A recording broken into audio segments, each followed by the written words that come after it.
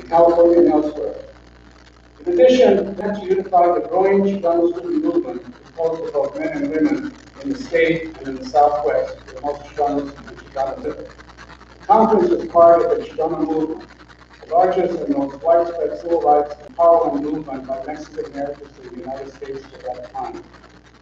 The movement, or the movimiento, represented a new political generation of Mexican Americans now defiantly and proudly calling themselves Chicanos, an older immigrant and Lario countercultural term.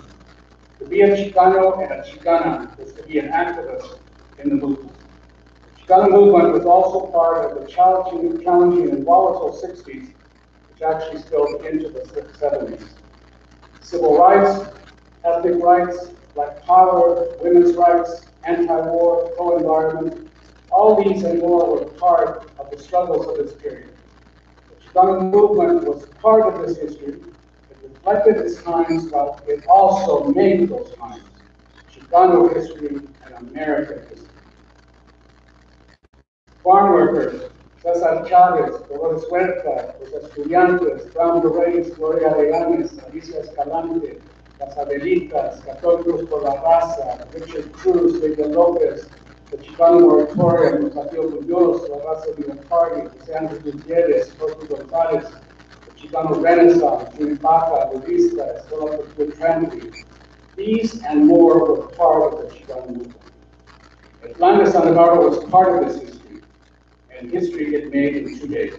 Expressing Chicanismo, the ideology of the movement, the Plan became the foundational document for the establishment of Chicano studies in California and elsewhere, and secondly, encouraged the unification of the Chicano student movement by the adoption of a unifying theme, el movimiento estudiantil Chicano de Aztlán, or MECHA.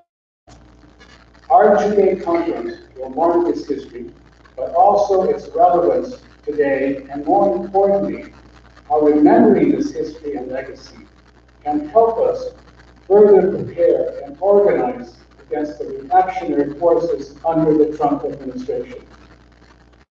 And what is to be done to repel such threats to our constitutional and human rights, as well as the rights and dignity of immigrants and refugees, and move us along with many other good Americans toward a more just and liberated society. Is this possible? Well, what did Dolores Huerta and Cesar Chavez say? Sí se puede, sí se puede, sí se puede. I want to thank the many co-sponsors who are listed in the program, but I especially want to thank the Charles Hale, our Dean of Social Science, and Associate Dean Victor Rios for their active support and making resources available for the conference. Let's give them a big hand. Thank you very much. In addition, we want to thank Las Maestras Cultural Center, Sherin Moraga and Sergio Rodriguez, for their key assistance in organizing part of tomorrow's program. I also want to acknowledge Monica Casino for the beautiful design of the conference poster and program. And I want to thank Salvador Roberto Torres for permission to use his 1969 painting, Viva la Raza, for our conference image. Finally, a personal thanks to Yasmin Dominguez, my research assistant, for all of our work in helping in the logistics of the conference, as well as our staff in the Department of Chicana and Chicano Studies.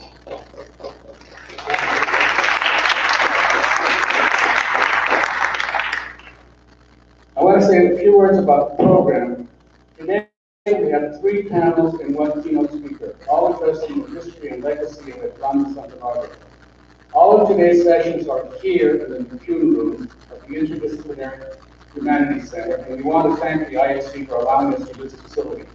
Tomorrow, the various sessions, including 2 keynote speakers, will be at the Multicultural Center.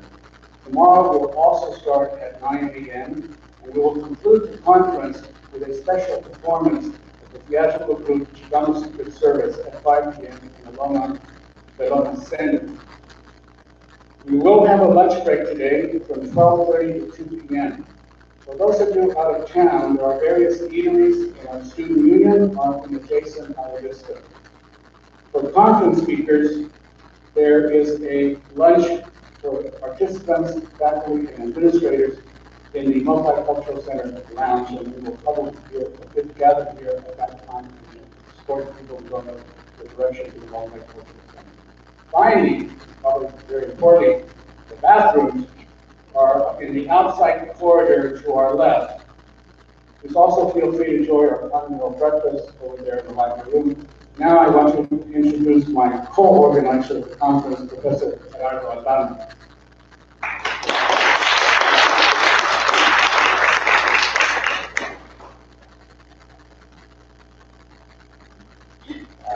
Thank Mario in particular. Puts on conferences every year on our history, so he's pretty much got it down pat. I've learned a heck of a lot from him and from Maestra Celia Herrera of the last semester. They both were incredibly well in this collaboration. Thank you. It is my distinct honor to welcome you today as chair of the Department of Chicano Studies.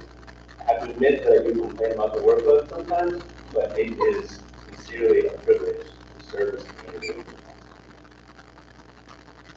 So the other day I was thinking about this conference, or I was more worrying about this conference. It reminded me of the first summer that I was in graduate school. I spent that summer in Ocotan, which is a very small village in eastern Guatemala, but I'm attempting to learn the language. So I'm sleeping one night, and I hear what sounds like a tremendous boom, huge bombs that we set out. So I wait, I really, and then another one comes, and then not long after, another one. Thankfully, there's no real danger in this case. It turned out that it was a ritual procession of traditional Catholic practitioners in that village. So they were walking in this large procession through town, they were dancing, they were playing music, and they were setting off these, sounded like small sticks of dynamite as they went through the procession. So of course I had to ask, and when I asked, they said that these explosions, they woke up the saints. They woke up and called attention to the earth deities and to our human ancestors.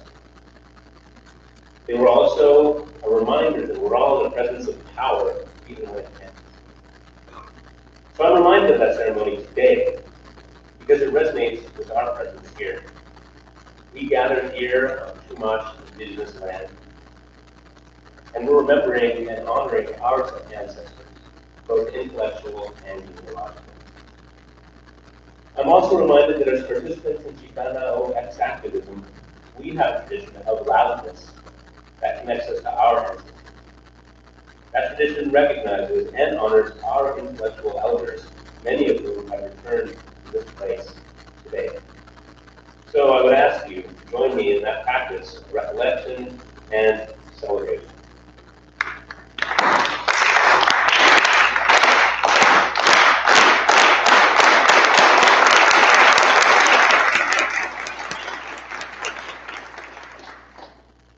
Thank you. Now let me also recognize some of the other efforts that have made this weekend's events possible. And yes, I will echo Mario's thanks to our staff, but we do need to acknowledge that nothing happens in our department without our staff. They are incredible. We have great ideas as faculty and students, but they get operationalized through our staff. So we can just take a second to recognize. I think they're all here. Myra Villanueva is our grad advisor, Charlotte Hoffman is our undergrad advisor, Megan Moore is our financial analyst, and Joanne Irving is our boss of everybody.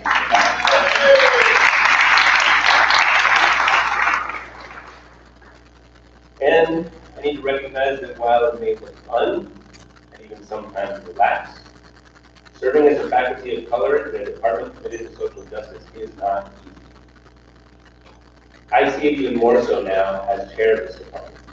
The labor and the commitment of each member of this faculty. It is extraordinary. So if we could just take a second, and our faculty who are here, can please stand so that we can recognize them. Rafael Mr. Sandoval, Micaela Diaz Sanchez, Mario Garcia, Francisco Medellín, Maria de los Jóvenes.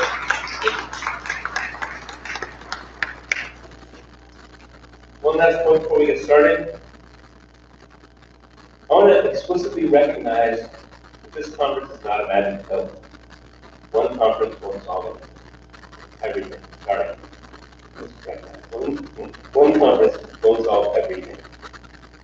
We've made mistakes in getting here, and we're going to continue to make more mistakes when we leave.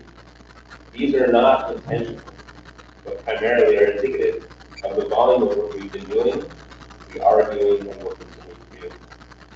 Social justice work in the academy, like on the streets, is valued. Nevertheless, the conversations initiated and generated this weekend should constitute a rest stop under a shady tree on the trail of social justice. We hope this weekend becomes generative and that it fosters dialogue and can continue to build different platforms around different timelines, far beyond the architectural walls of time and space. That generative access will be the reflected outcome of this event. It's not about support. So with that said, it's now my pleasure to turn the podium over to a scholar who himself has worked to foster new conversations in numerous domains. He too has his intellectual teeth in Latin America, probably developing intellectual maturity in dialogue with the radical politics of communities in South America, in Nicaragua, and even today in Oaxaca. Before arriving at UCSB, he served as director of the Benson Latin American Studies collections, as professor of African and African Diaspora Studies, and as professor of anthropology at the University of Texas, Austin, all the same time.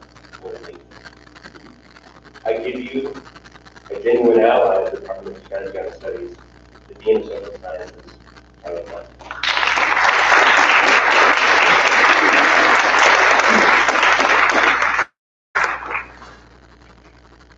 Good morning, buenos días. Thank you, Bárbara.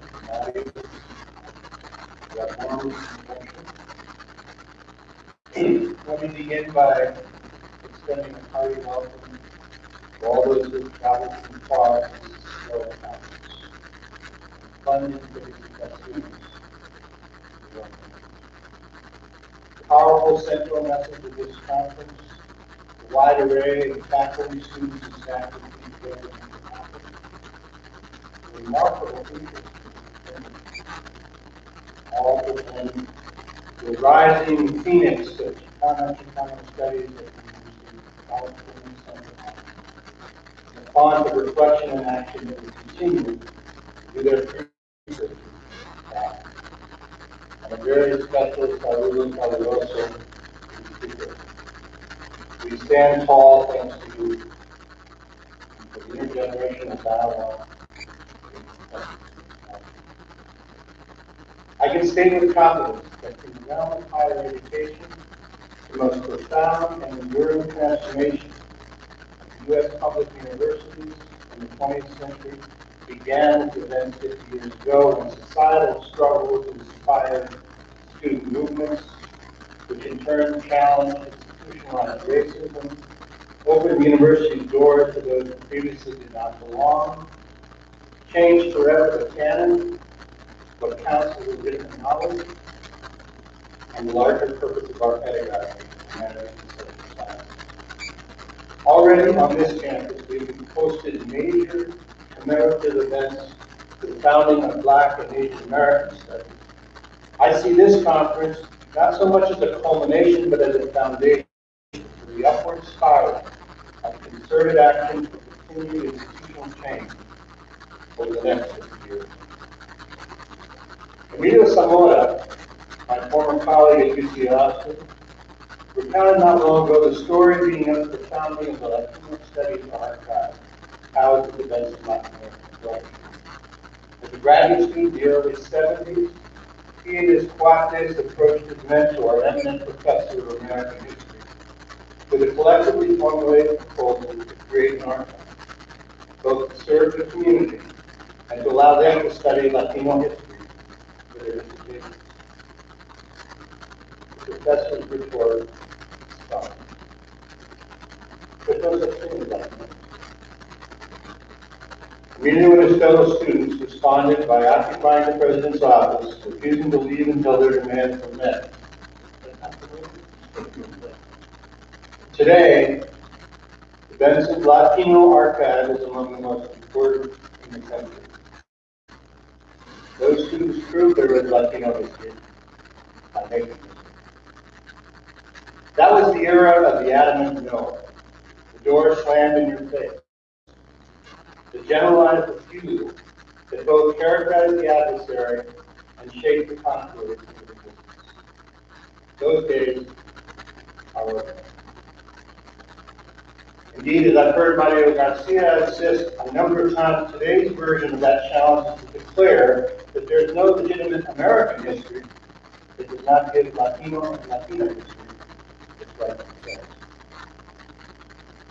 This and much more can be found in victories.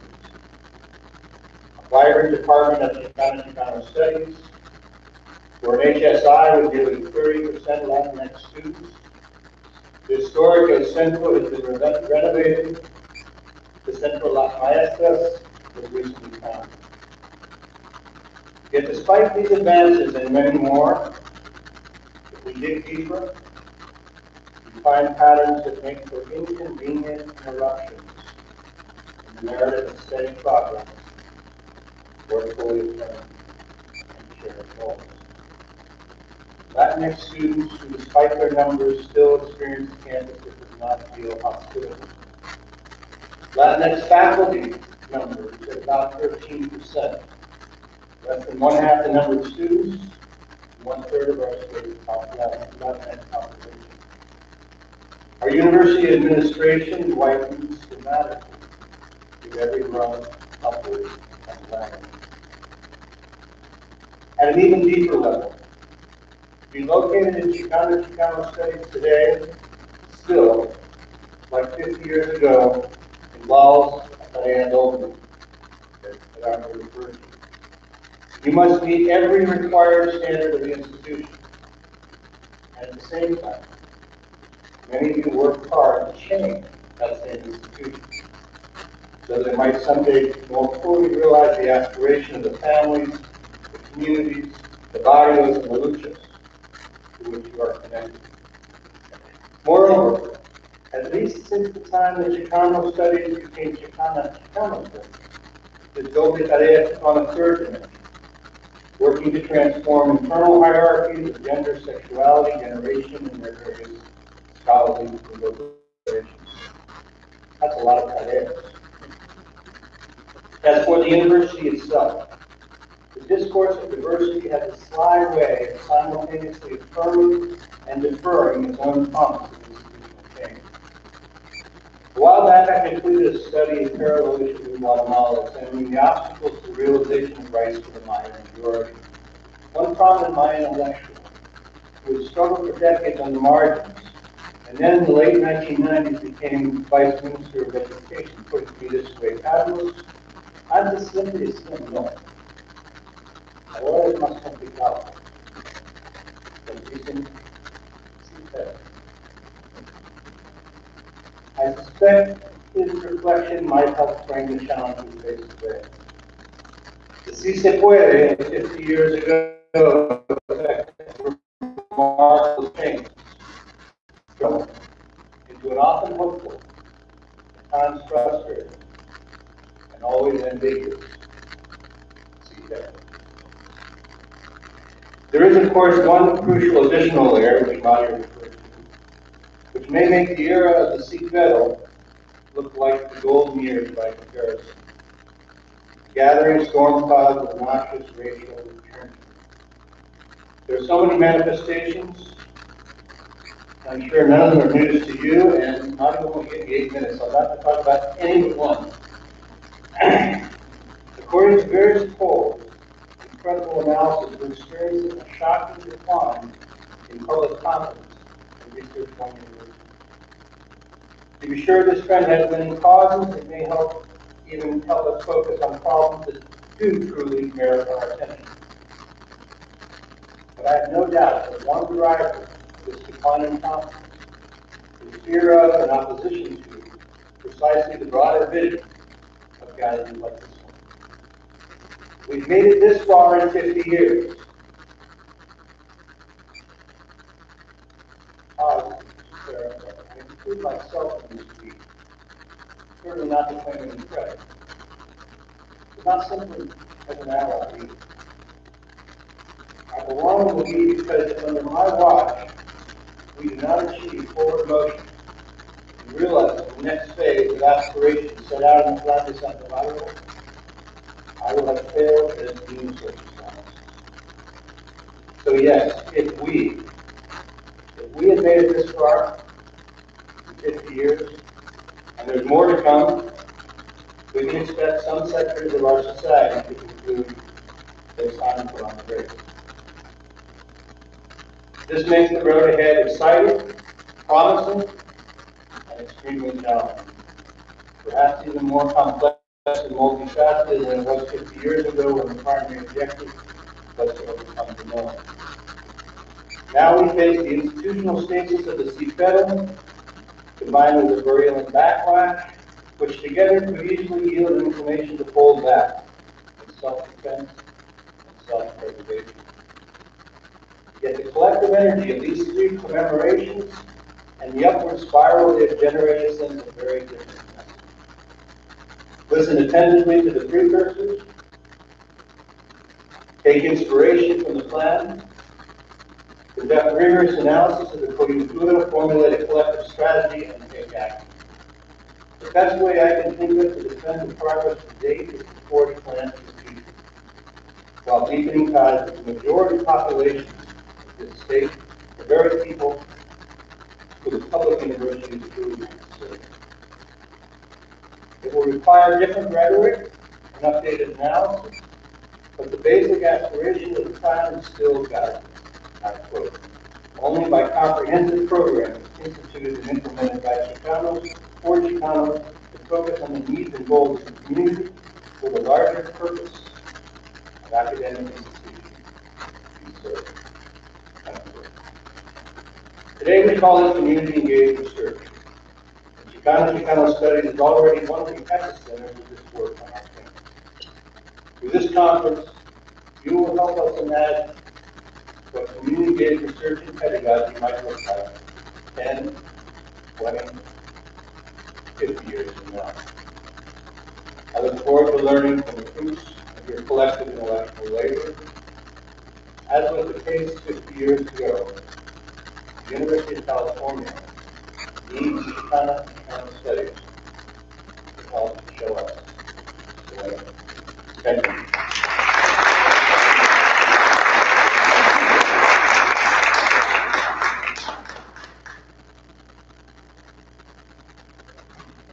Thank you, Dean Hale. The document, of course, we're referring to is at Plan de Santa Bárbara, and this is my own rather beat-up copy now. I wasn't here in 1969, but this is the original copy. It was the second edition, and now there is a third edition that will be available.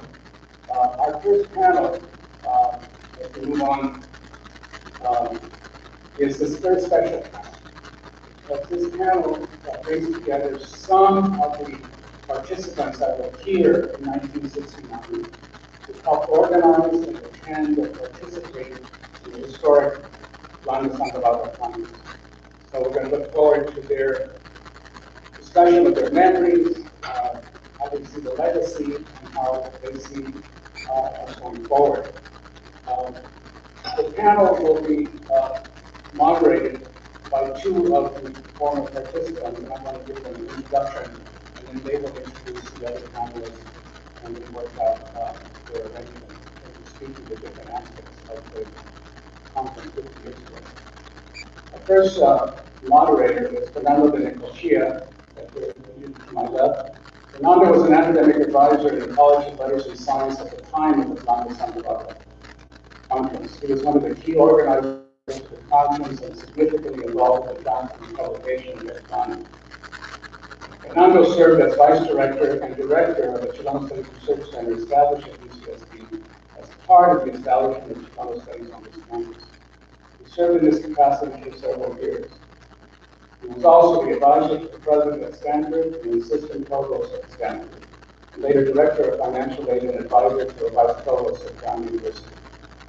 For almost 20 years, Fernando de Necochea served as the director of Southern California Edison's Strategic Engagement Group for the Latino community.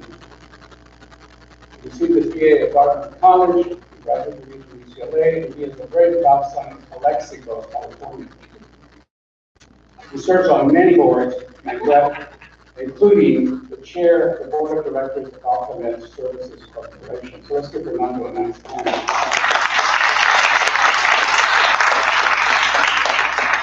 second moderator is Costello de la Rocha. Costello was a student at UCSB and a leader of UMass, United Mexican American Students, at the time of the planning of the Santa Barbara Conference in 1969. He was highly involved in the organization and discussion of the conference.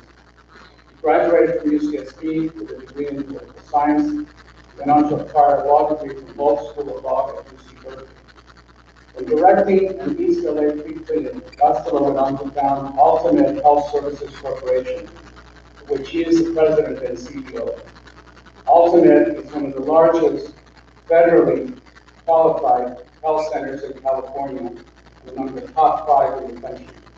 It has 50 medical, dental, and pay sites in California, staffed by more than 280 employees, providing compassionate care to nearly 300,000 patients a year.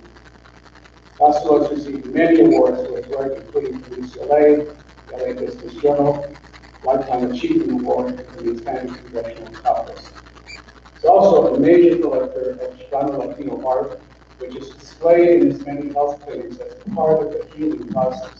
His collection has been recognized at the Museum of Latin American Art. Let's give Costello a nice round of applause.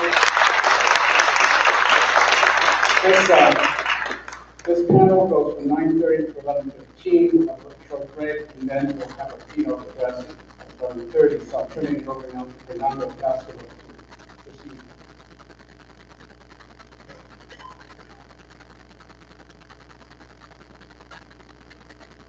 If you look at Mario's advice and Bárbara, you want to put it up in the air?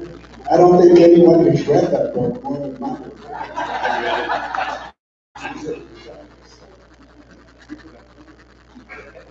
Yes. Thanks to all of you that asked for organizing this conference. It's a chance to go back 50 years in time. Actually, to go back to 68. And also to be in the present. I think that we both each other. You certainly in this present life, we took all the challenges that the University of California and California has in providing higher education. Our college age population of Chicanos and Latinos now in California, I was just looking at the statistic, is 47%. Whereas in 1968, 69, our state population was maybe 10%, 12%. There's only a little bit of statistics brought out at the time. I have a few things I want to say, but the first thing I want to do is to ask each of our panelists to introduce themselves. And starting with Mariana Marin at the end of the table, and then coming this way. My name is Mariana Marin. I was a student here from 1967 to 1971. I'm retired now. I've worked in various jobs. I was a graduate student at UC San Diego in the 70s. In the 80s, I taught high school in Los Angeles, high school. And then I went to law school at UCLA.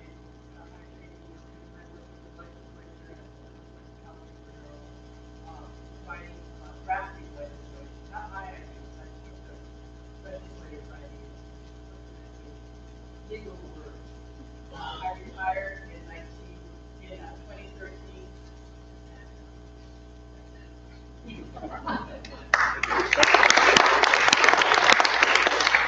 Actually, a lot more to say about you, but for now, that's it.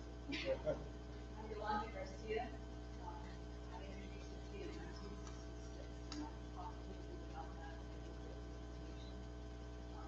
I lived here for 39 years. I was a DOT counselor, then became the DOT director, then the DOT director, and later on assistant vice chair. And I received all my degrees in here, my bachelor's, my master's, and my doctorate degree. But as my father used to introduce me, she went to Santa Barbara and everything.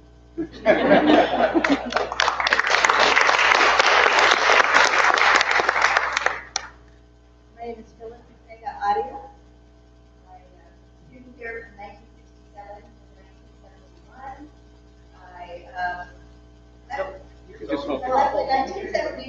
to, And Phyllis, if Marlena came from Pomona, Yolanda came from, yes, and you came left Santa Barbara, moved to Long Beach, my husband Ron, Bárbara in Washington County for many years. I retired in 2013 as faculty at Long Beach City College. That's not my graduate research, I have a graduate degree and some undergraduate.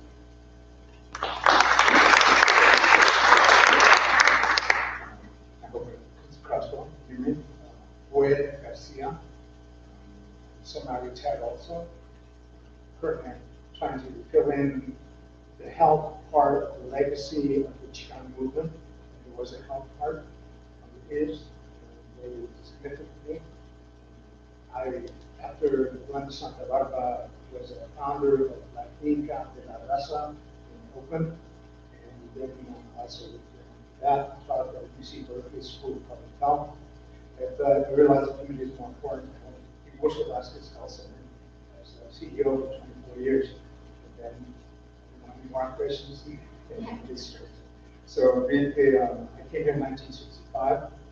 So that's something I will address in a moment. James. It's quite different. Tag California. Durango. California. My name is Chris Garcia, and I came from Orange County, Westminster, to be specific. I graduated in 72. My plan was a little more relaxed than my colleagues. I was a sociology major here. After I left, I got a degree in social work from USC, and I spent my entire career in a hospital in Huntington Hospital in Pasadena as a medical social worker, providing mental health, outreach services, and a lot of different things.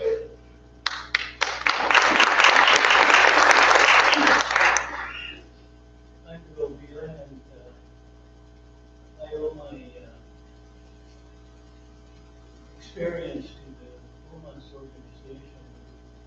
I learned this morning demanded that the Dean of Students AOB create a position for a Chicano counselor. If it wasn't for Women's, I wouldn't have been here today to be of service to the Latino community as well as the University of California.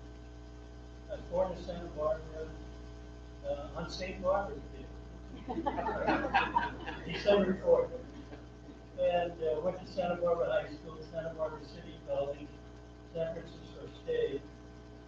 And then I got a teaching credential, and then came back looking for a job, and they posted this job here that they're looking for a GOP counselor.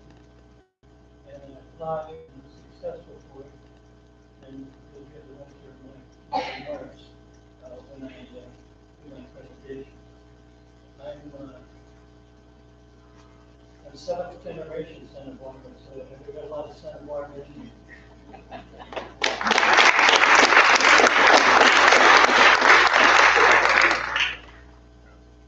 I'm Castro de la Rocha. I was born and raised in the mountains of Chicago. I came to the United States when I was 10 years of age.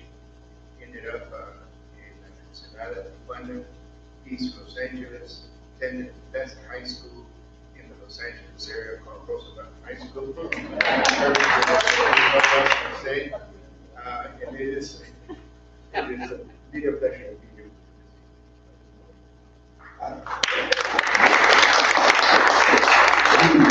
One correction to Margaret's introduction, I guess. Dr. Rick has over 3,000 employees, not more than it started with a 3-person, 3-employee structure. So, well, let me see. I think I will just say 2 things quickly. One is that when I came to UC Santa Barbara, I spent a couple of years as a junior fellow, staff member of the Center for the Study of Democratic Institutions. Of course, I immediately retired as an academic advisor. Bill was the second. summer, I met Gus the first ever upper down program. And I learned about the organizing of movements. I had never been on a campus where there were more than just a handful, 10, 12 Chicano students. And at the time, there were probably, Bill, I think it's sold in 47, 53, evidently. Probably 12, 15, very active.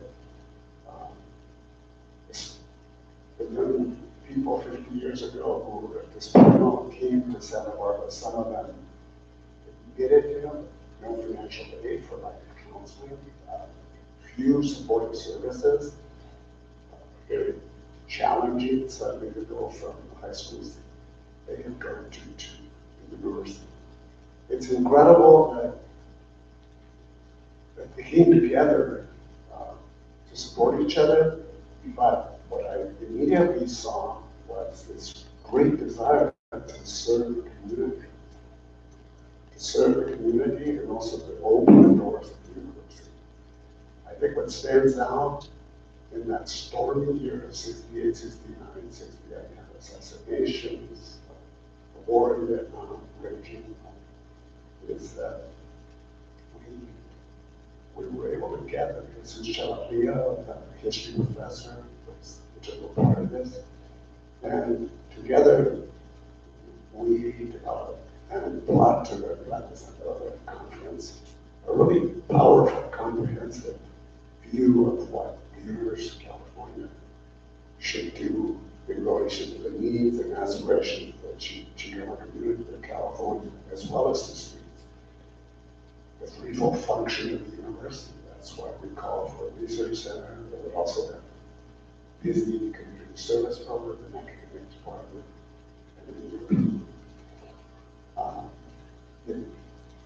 and so that was what we brought to that conference and shared with people coming from all over the state. There were very small student numbers at that time.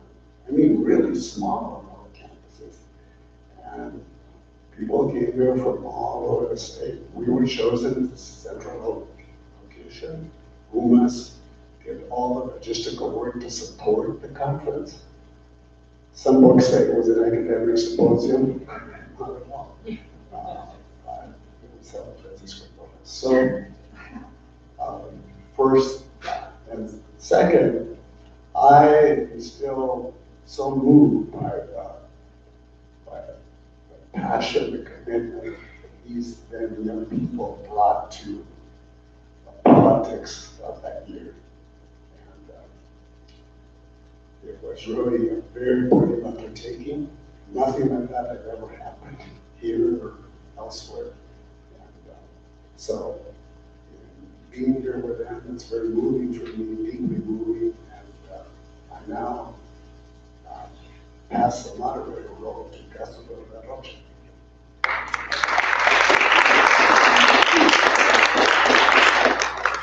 It's indeed a pleasure to be here. Mario, Gerardo, muchas gracias for your comments. I certainly appreciate that. You're certainly deep into the history of this movement. And Dean, thank you very, very much. Sí, pero, those were exactly the same words that Chancellor Cheeto used to use. Sí, pero. It's the academic senate that's holding us back. Sí, pero it's the budgets that are holding us back. Sí, pero it's the regions of the University of California. Sí, pero it's Ronald Reagan in the South Republican politics, blah, blah, blah. I can see that we still have the same challenges. I just want to say at the outset, at the very outset, you can count on us to support it. There's an agenda, an unfinished agenda here. We're here to help.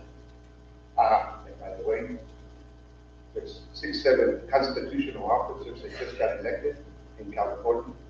I was there for the swearing-in ceremony. Javier Becerra, Alex Padilla, Lara, and so on and so forth. 29 legislators in Sacramento. That's the most powerful house, apart from the Senate and the Assembly, the Latino Congress, and power. So we now have, and by the way, George Kiefer, the chairman of the board. Turns out that George Kiefer was a student here during the period of time. If George Kiefer was a student body executive vice president, and I have a little story about that. Because when George Kiefer was executive vice president, he was the advisor to the chancellors during the period of time. I was elected executive vice president. I had the privilege when we took over the youth center to kick him out of his office. He tells that story all the time. George and I are very good friends, and he works for me. Okay? So it is indeed a pleasure to be here, and I really look at as an alumni, I look at as an opportunity. I look at this as an opportunity for us to do a lot. Let me just really quickly. I want to be respectful here, not take 3 minutes here at the most. Add to your list, Mario. The other thing that we were very concerned about during that period of time, and quite frankly, was Ronald Reagan and all the conservative elements during that period of time. Something that was very, very real. Great deal of disturbances on campuses across from Berkeley, Kent State, Ohio, and others, and it was phenomenal during that period of time. There was only a group of us in 1967, in the spring of 1967, during the summer, that were here. Yoli, you were here. You were here in 1967, 68. Raise your hand. Okay, well, there's a few of us. Give us a round of applause. We were the pioneros. We were the pioneers. Okay? We were the pioneros. We were the pioneers. And during that period of time between 1967, and that is what we did. We organized UMAS, United Mexican American Students.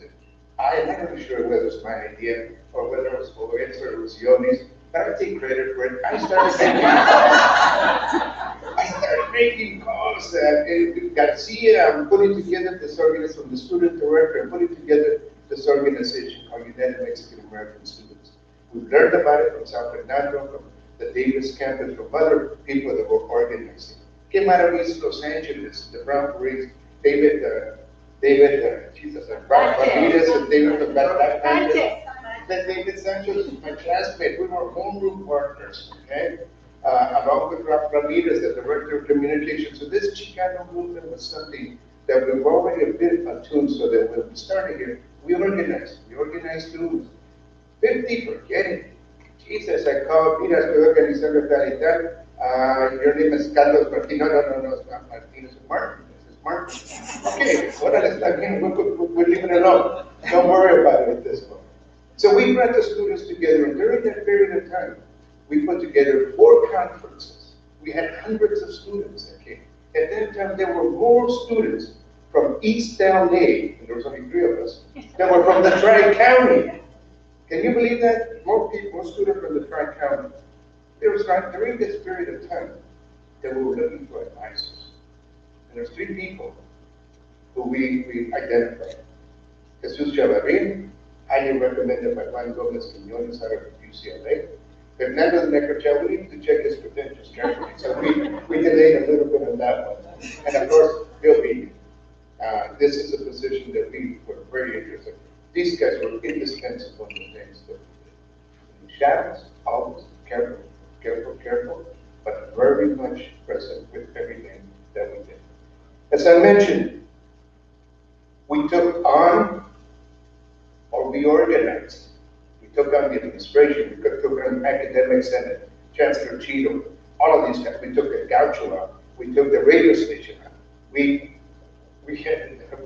took the Associated Students, we took over the Associated Students during this period of time. We took on community organization, we took on political parties, Democrat or Republicans, for ignoring Latinos. We took over buildings. We were at Northgate. We were at the Youth Center. We did and participated in every march that was organized here on this campus. We participated with the farm workers, organized a picket against the faculty. We organized pickets in IB against the markets out there. We organized and we marched. We participated in commissions, in task force, in subcommittees, and more subcommittees on campus. Heaven knows, I never figured out how if we ever went to class. Did we ever go to class? Occasionally we found ourselves in classes. We were working and we did an extraordinary amount of work. We cried, we cheered, we celebrated, we disagreed. We changed from young boys and girls and teenagers that came out of high schools across the state of California to Chicano leaders. And I will tell you that in that period of time, and I'm not going to go into a lot more detail, I want to move us from here. There's two things that I want to just point out very, very quickly. Number one, during this period of time, we went from the little brother to the big brother. How student organizations treated us here on campus. From the little brothers to the PSU, to the Black Student Union, to the SDS, to the big brother. And among Latinos in the state of California, we went from el hermanito to el hermano mayor by the time that we finished in Plan de Santa Barbara. As a student organization and as an organization that worked collaboratively with faculty and administration, there was no other organization like what we did in Santa Barbara. It was an extraordinary accomplishment. And it's no accident that this thing called renacimiento, this rebirth that all of us went through, this thing about liberation, about self-determination, about controlling our own destiny, that became our cry. And it became our cry as students, and it became our cry in life. And for that, I am grateful to this great university, faculty, administration, but particularly to my peers and the people that work with us so closely. I thank you very much for giving me this opportunity. I want to be respectful of our next speaker. And I think, Joel, if you can come up here or begin your presentation. Muchas gracias. Thank you very much.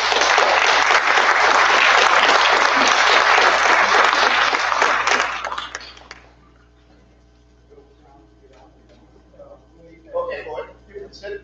Just sit. Yeah. Just sit. Just use the mic. Yeah. Use the mic.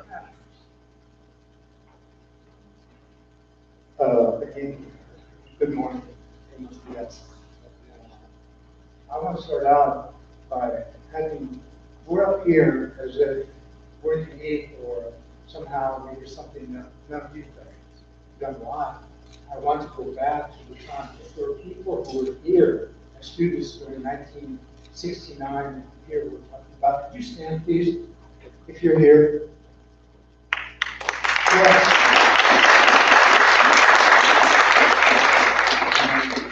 Can you identify yourselves, please? Please.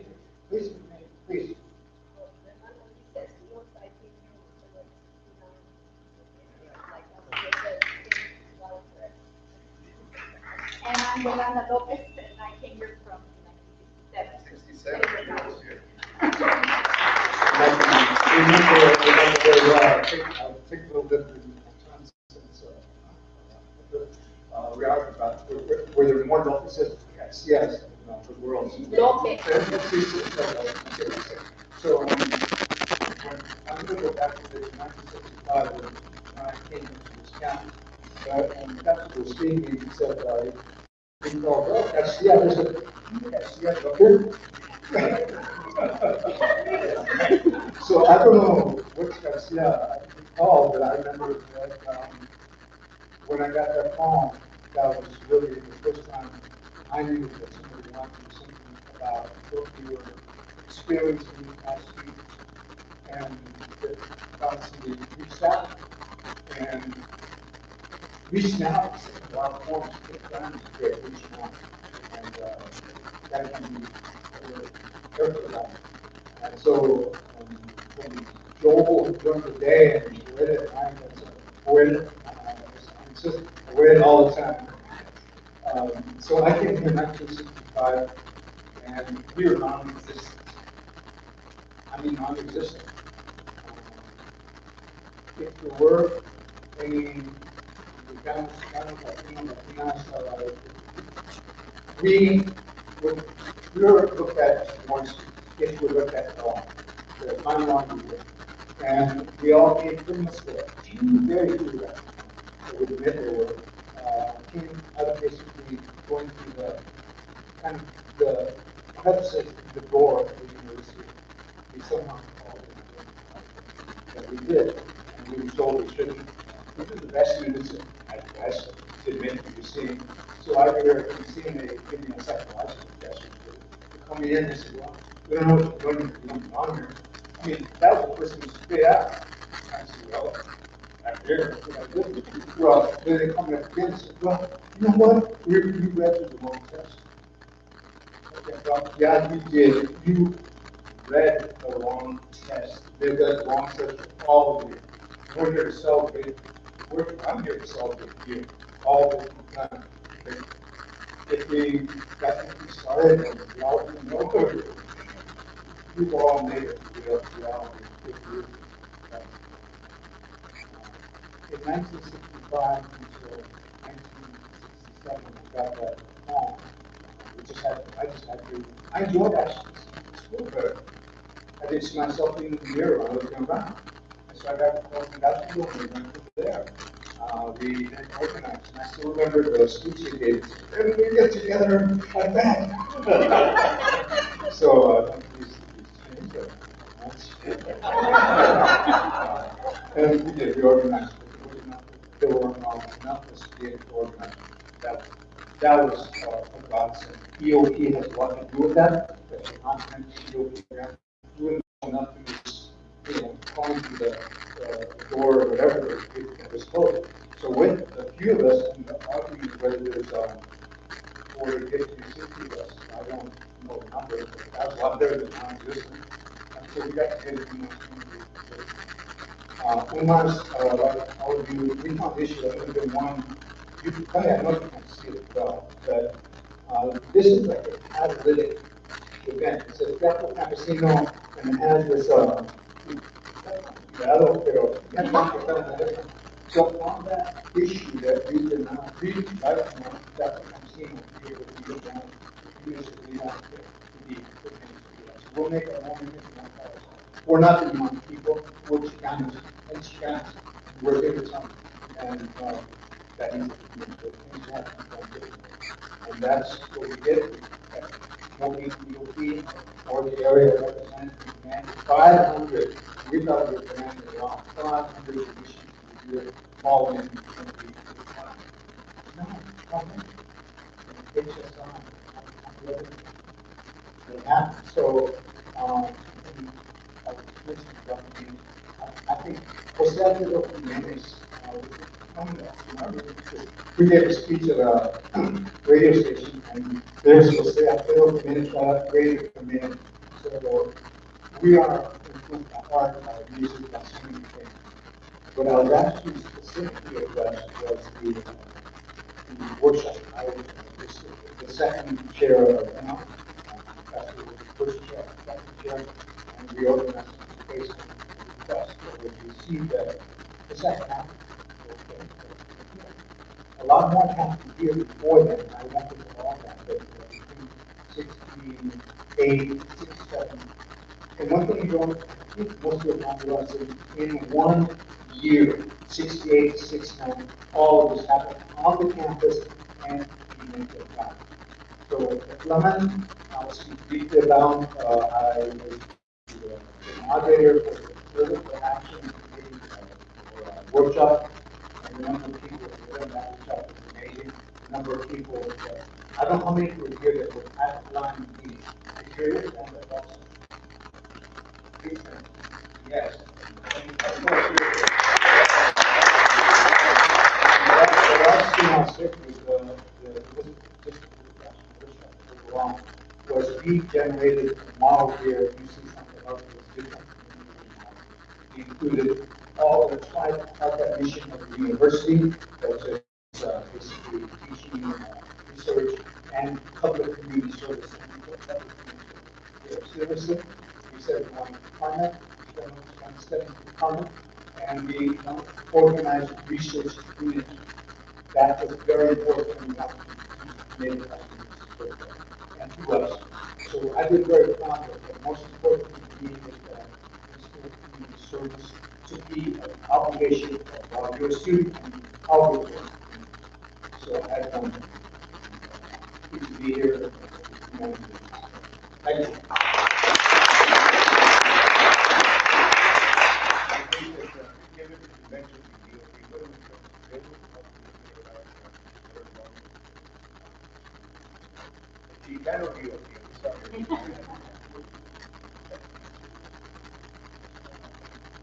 You know, there was a quote from the state of Gonzales, and I'm speaking to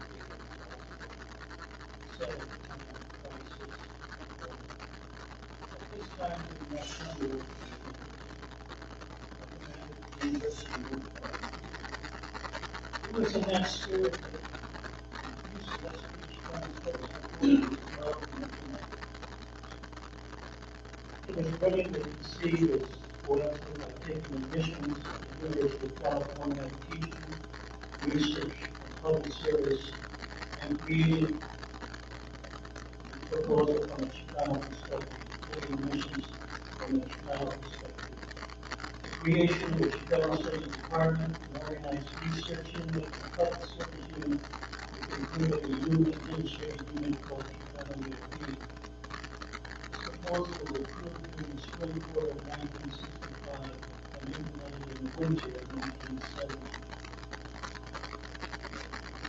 In effect, it created an institution within an institution older than 1 year. To me, they doubt that anything like that could ever happen again in my memory.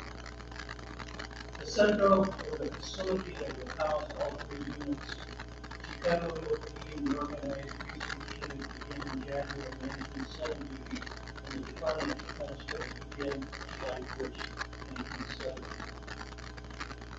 Moving into the center of implement Chicano Studies program at the time, people in the program had to be moved out and relocated to other places on campus, and one of the more difficult tasks was to relocate the biological department's cadaver, which was residing on the 2nd floor,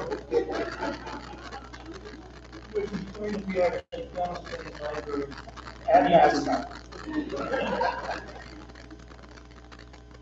And that got me thinking a lot about that. In January 1970, the building was ready for occupancy. And thinking back to those times and being a romantic that I am, I thought of the book of People Common, written by English archaeologists, firefighters, and along with Europe, regarding structural change.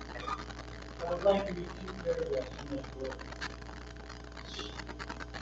Slowly, desperately slowly, it seemed to us as we watched and remained impossible to breathe and encumbered the lower part of the doorway and the roof, until at last we had the whole door cleared before us. The decisive moment had arrived. With trembling hands, I made a tiny breach in the upper left-hand corner. At first, I could see nothing, a hot air escaping from the chamber, causing the candle flame to flicker. But presently, as my eyes grew accustomed to the light, details of the room began to move slowly from the mist. Strange animals, statues and low ladies were in control. For the moment, the eternity as must have seemed to others standing by, I was dumbstruck with amazement, and worked and moaned, unable to stand the suspense any longer, inquired anxiously, "Can you see anything?" It was all I could do to get out the words. Yes, wonderful things. We entered the center, and the 2 staff members that were transferred from the EOP overall program, we had a staff of 3 to assist me in implementing the Chicano EOP program. I was granted administrative authority or UCSD to recruit, select, and enroll Chicano students. My first task was to do outreach to the campus offices, department, and services to be directly involved with the impact of more Chicano students on campus. This was particularly important for offices such as housing, financial aid, and academic development. I would be defining the role of Chicano EOP and how they could assist us in the transition of Chicano students to UCSD. As was mentioned during the previous discussions, 1967-68, that year we had, and it's still debatable, whether we had 45 or 50 Chicano students, but for sure we had a campus population of 12,000. So you can see the relationship there. During our first year, operations, we increased the enrollment to 128. Next year to 242. And each year after 246, 442, 660, and up to 800.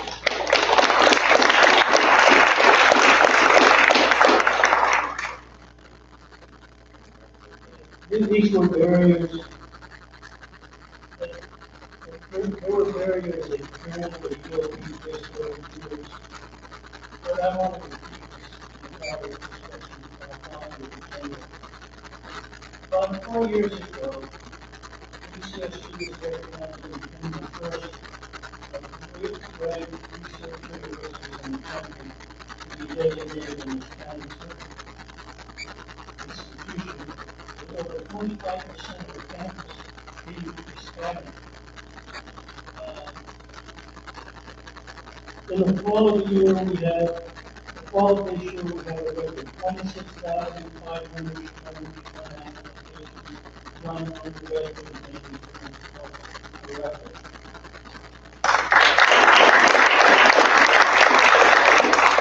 It's been a remarkable enrollment story for Latinos with impressive results, and we truly have seen an improvement.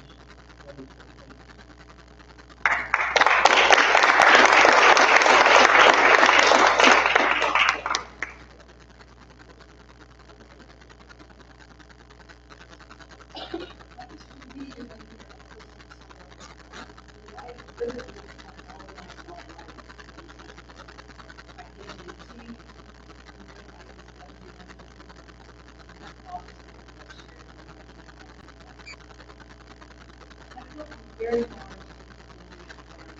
But never considered necessary.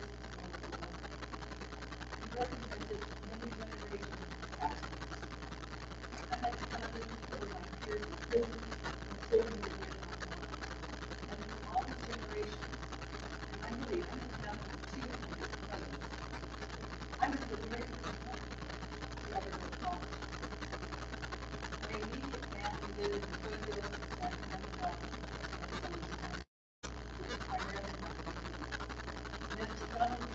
together as a group who lived throughout the Our fathers were all over together, and my mom was a living. She found herself familiar with the Catholic Church, and we created the Mexican Club. And I went to Saturday Mexican school. They gathered together every Saturday afternoon, and they taught us Spanish and culture. But that was why our parents moved to Mexico.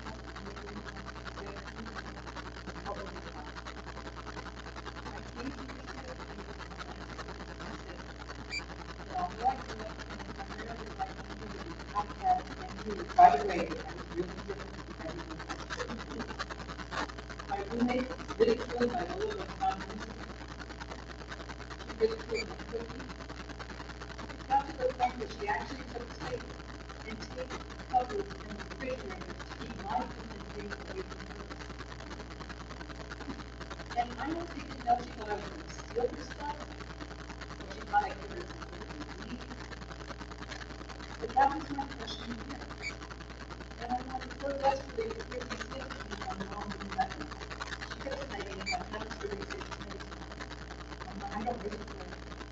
You will live the rest of your life with it, and you have to stay. I'm not supported my very first year in kindergarten.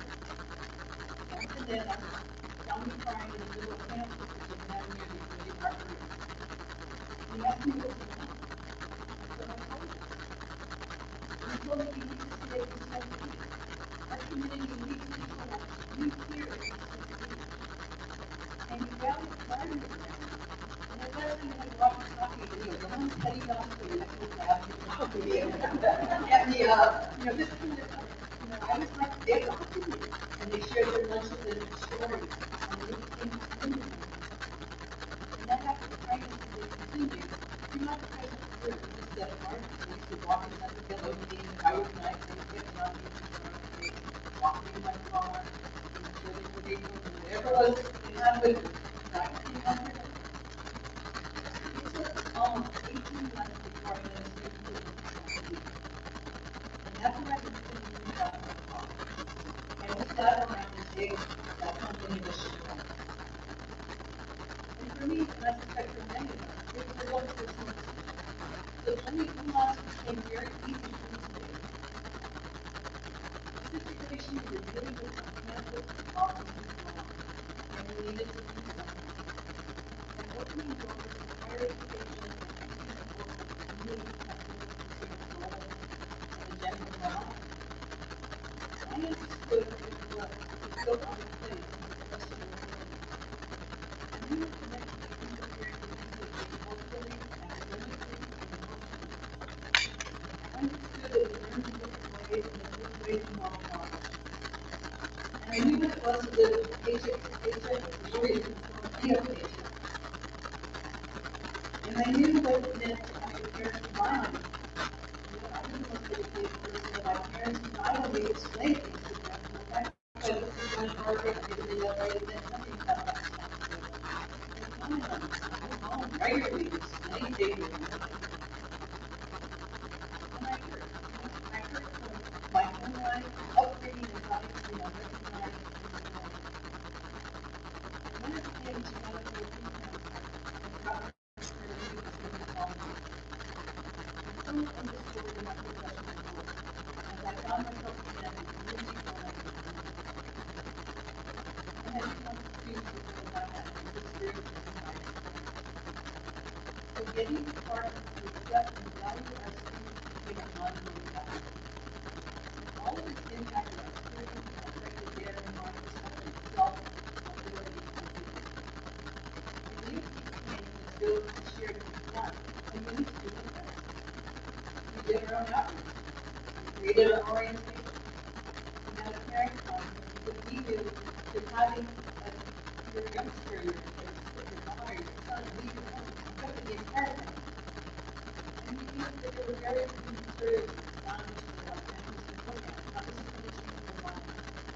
We ran from a peer program, we helped students financially aid and academic advice. We became democratic within ourselves and we all of the time.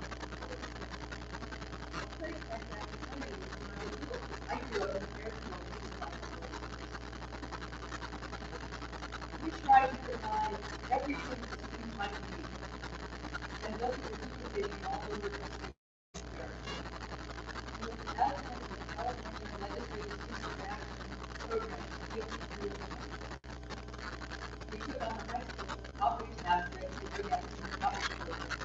The campus visit program is now being funded with students daily. That's the story of the young. Tutors, class now, that's the program. As the numbers grew, and even the shift with legislation and rate cuts and rules, changes and measures occurred that never before was considered before. EOP needed to energize the partnerships within the field area. We needed to place students across campuses, place them across the campus. EOP became a significant training ground for this goal. We needed as long as to take EOP time to prepare. Allies within the department were recruited to participate instead of our summer bridge program. They, together with former EOP staff, were now embedded in the department. 16 on behalf of our students. They could speak to their departmental issues and procedures to help the students available to service. We needed to have voices from within the department, not just EOP banging on doors saying, hey, open our team. We need people inside of that school to listen to their hearts and students. Collectively, it was important to give students the tools to manage their education. It was no longer about taking care of students. It was about coaching them how to take care of themselves, how to engage in the environment. And student affairs needed to change the manner in which it did business, and who engaged the students. So when I was asked to incorporate the multicultural center under my responsibilities as the DOT director, I refused. I felt that acting by the council that he needed to meet with the students as an additional responsibility, not just and the two kids from the home. It was not about getting our students to change the ability to participate in services. It was about getting consistent services and meeting the change in the world.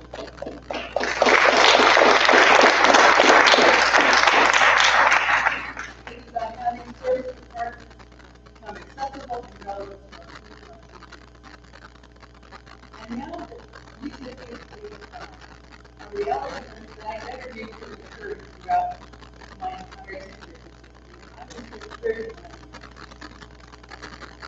It's clear that even with all the many changes, the issues that seem to be alive in this generation still exist. And some of these emotions and values are here yet. Down to the work that recommends while teaching students how to really manage the life of others. Understand how to function in learning about services, continuing to identify our individual learning styles, learning new methods of acquiring knowledge, balancing family roles and responsibilities, developing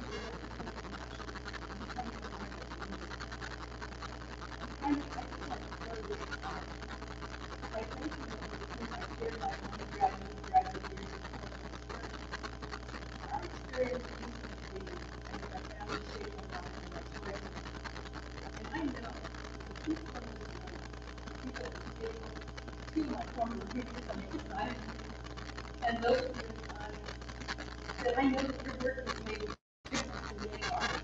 And I'm thankful for that. So wherever we found ourselves, I know that we're all, at least my generation, the only person who really do it. And that loneliness, and that striving, I feel a lot of you have been there. You're the only person. And we came together and I found that the reality taught me so much and all of it. And we got a lot of it.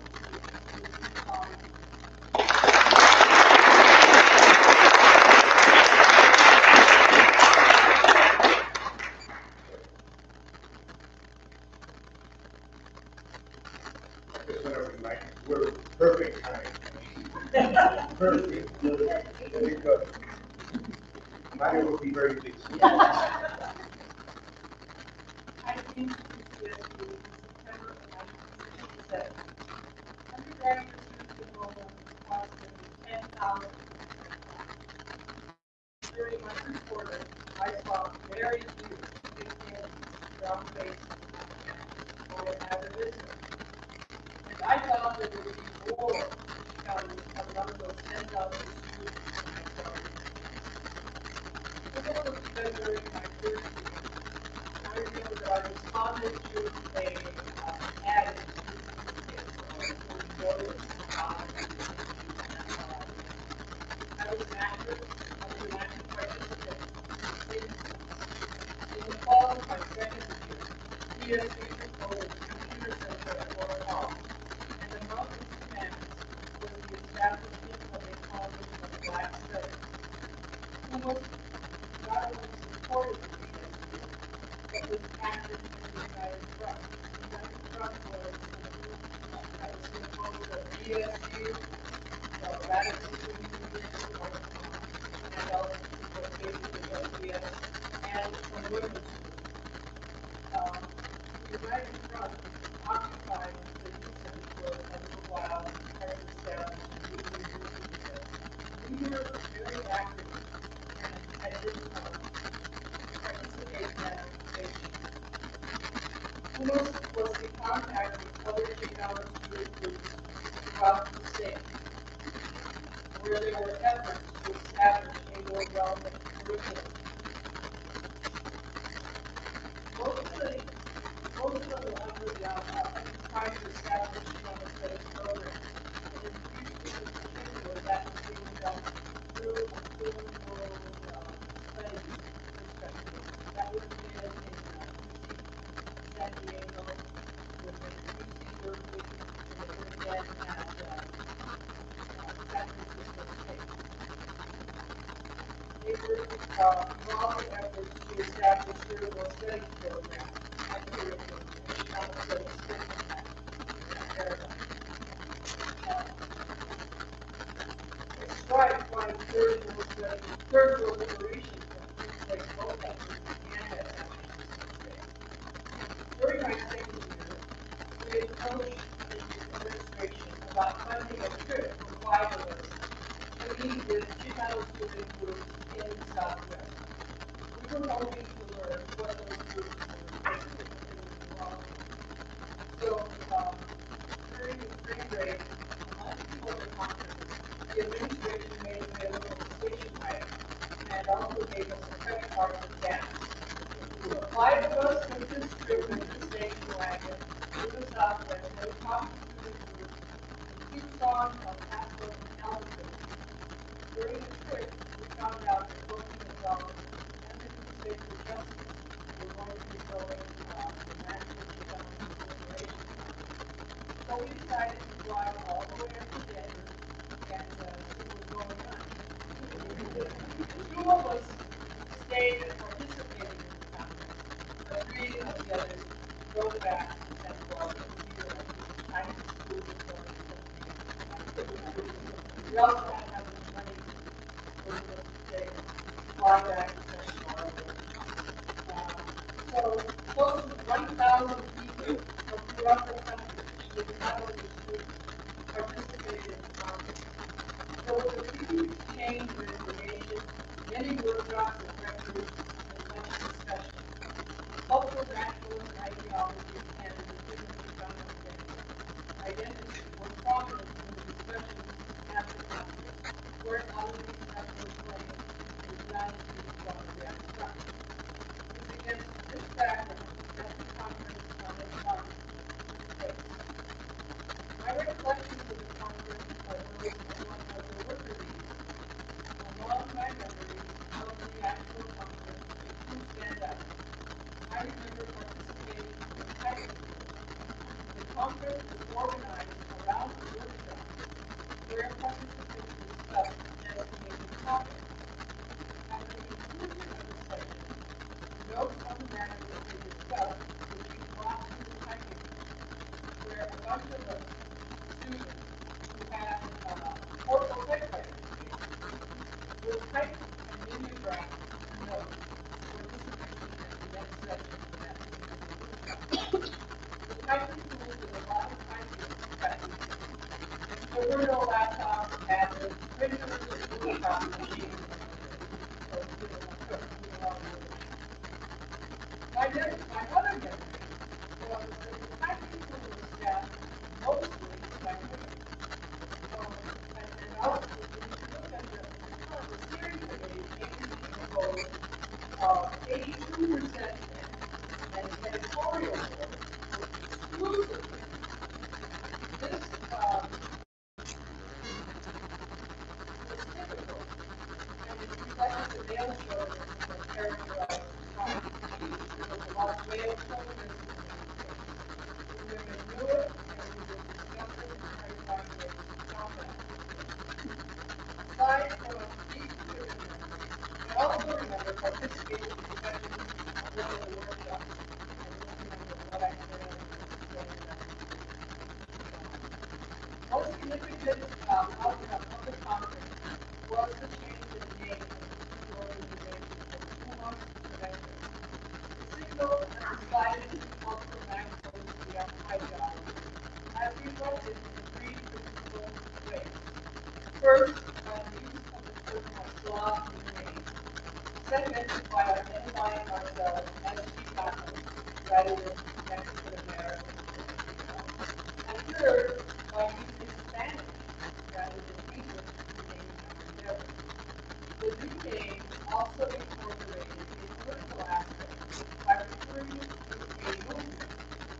We were no longer a club or association or organization. We were members of a social and political movement organized around education and working within the greater Chicano movement, whose goal was political, social, and economic liberation of our people.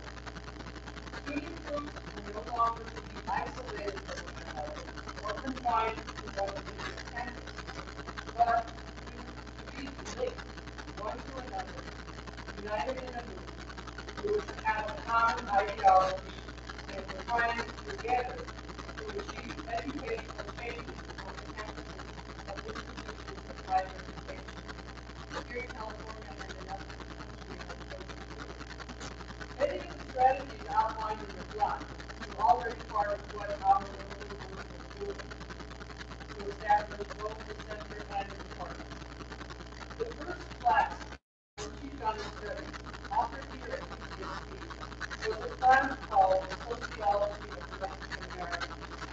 It was offered during the 1968-69 school year by a supportive, non-Chicano sociology professor. Several Lumos members enrolled in that class. We soon discovered that there was very little academic writing on Chicano. We read Terry Williams and Mr. Galarza and Julian Summerlin, but found very little more than the party that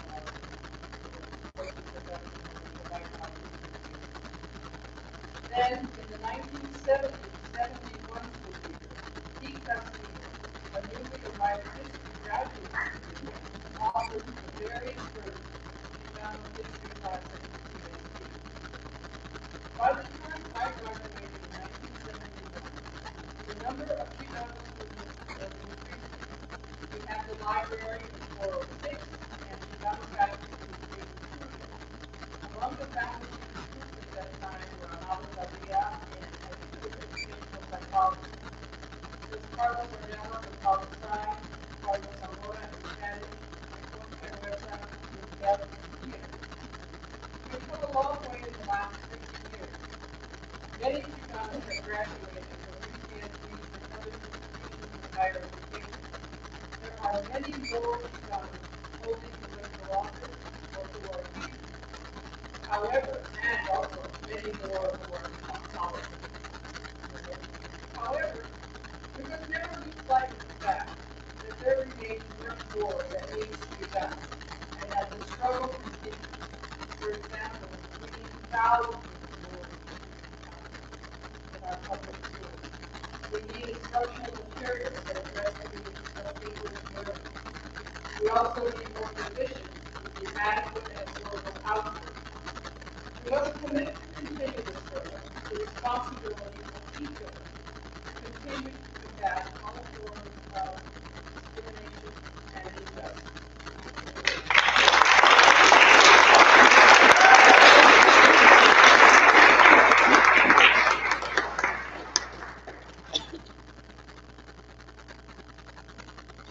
So next, introduce myself. My name is Garcia, and I run a personal nature.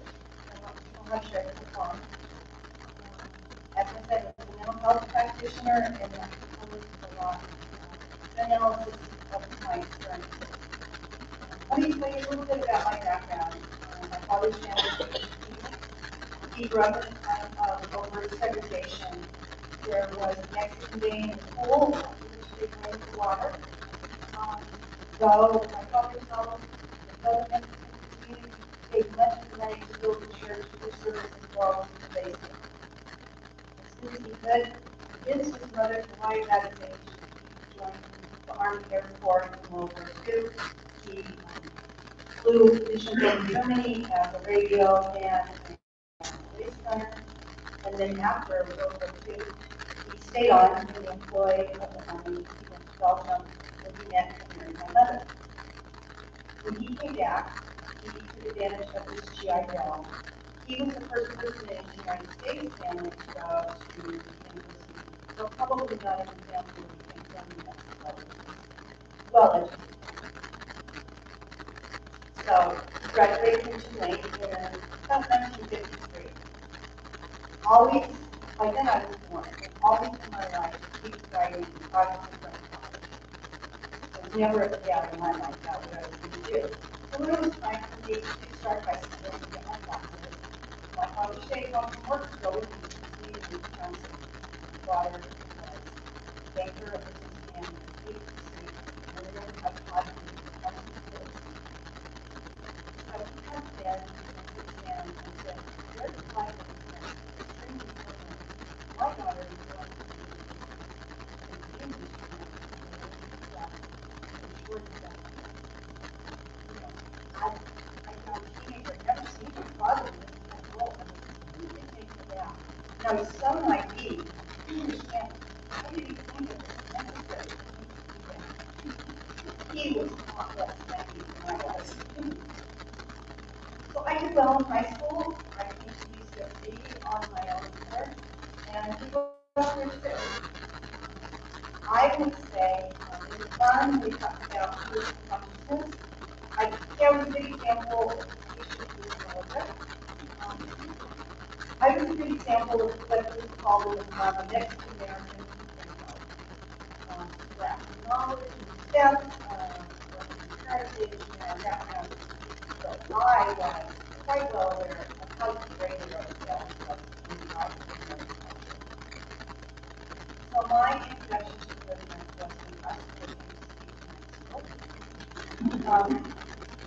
as you can see, very powerful speaker. I knew deep within myself, absolutely discrimination, social injustice, segregation, all of these things resonated with me. And I knew at that moment that every word he was saying was true. But I laughed at that moment with words and the feelings I had. One, human level, a kind of conscious thing. So in mental health practice, people have to feel the interventions that we make are below the feelings, explore them, talk about the concept of feelings, and the goal is to make sure that the human level is not conscious in the head, it's positive. And then you can think about it inside what you want to do. That is what you want to study for us. It takes these experiences, names them, labels them, formalize them, gives us history, reasoning, and it helps us take all the things that we have seen and experienced and give them a context and an understanding. So while the time talks about building leadership, on a personal level, it also helps build good mental health, to build stronger, more focused, brighter results. That, for every one of us, is such a benefit. So at the time of the time, I was there in 2002. But I was asked to organize a hiking pool. I actually decided that I am I think is the reason that I got this assignment. And I was terrified. I was very new to the organization. I put a job. Everybody signed up. And I must say, the reference to Mary Ann,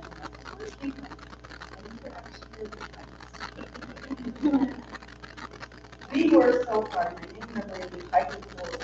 One day, I was really tired. And everybody stayed, everybody worked. So grateful. Finally, the last session, hiking was done, and it was the biggest thing. And two memories of that. The first was my excitement being introduced to the concept of connection. All the reasons that Mariana has talked about. But also, not just as a language, it's for a match. And match is what you use to start a fire. This is it. I know what that makes the American name is so much better. Step is really powerful in the way that means exercising on all the policies. All these things. It's just totally structured. First, getting in the way of the work. So there's letters of science, history of negotiation. So polite, so mild mannered, all these gentle information. Loud, vociferous, profane. Goodness. And that was my introduction to Chicano confrontation.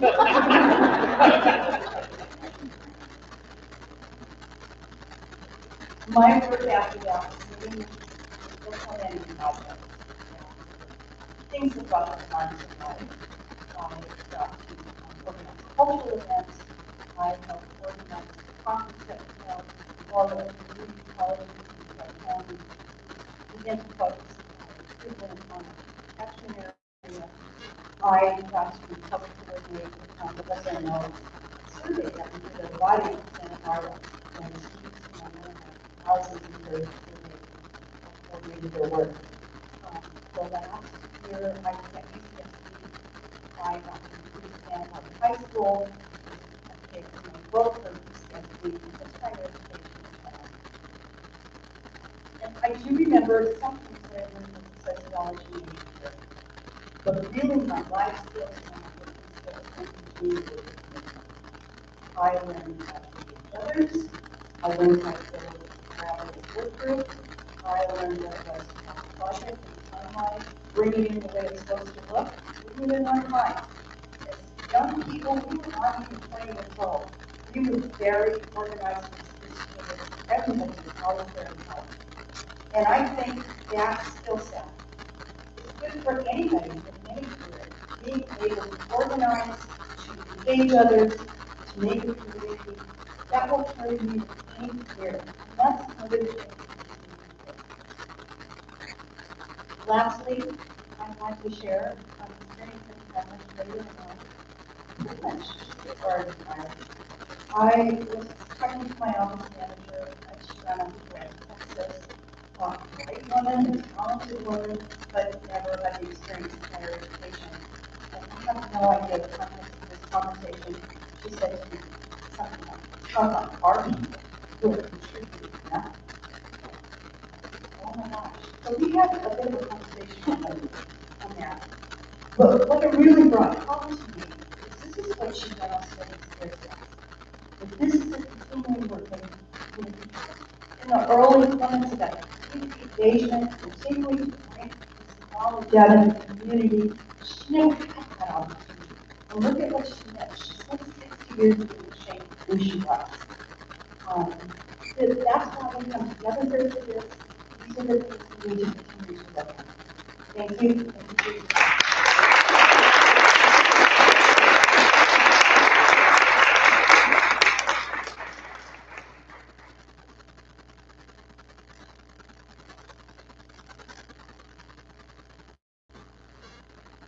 Say I have to go worse than memory.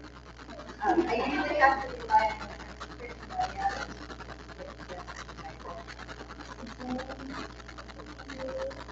so preparing for this panel is a long part of the panel. Something I really try not to do often for two very young grandchildren I decided to go the other day by day. So my comments will be brief and a little disconnected. They include 5 reflections and I hope some lessons related to my experience. The plot is visionary and practical at the same time. It was a relatively comprehensive role of child in academia. It opened up the academic history and culture of the child, but it also took a firm position on the role of research in academia and on the role of the university in community and higher education. I'm sure, however, as read the plan, we can all agree that the plan of the document was in some ways a little naive and contradictory, as much as it was wise and remarkably pathetic. So here's my first reflection. As I mentioned, one of the key tenets of the plan is the importance of relationship and the application of the university as a project. One tangible and lasting example of that tenet is what we do. It's one of the group of objects of this law. Established by Metro funded by the Associated and named after the people of California, whose actions were in part a response to the discrimination experienced by California when they amplified suburbs in its late 1800s. I was the club's first coordinator. Frank, they don't know how I became the coordinator.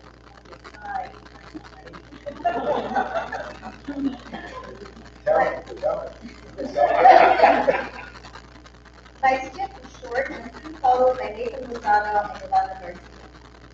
Our initial vision was to provide alternative education using the Bible.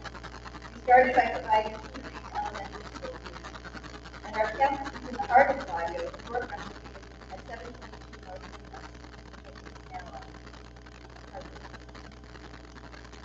Yes, Amiga, like the studies department, endured for 50 years, not without its own challenges of education and short.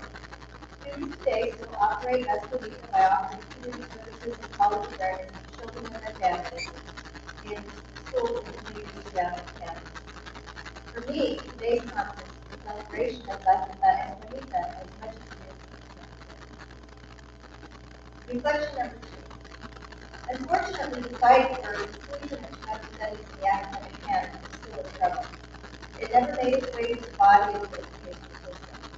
For example, today most California community colleges have no approved federal program. Of course, it's program.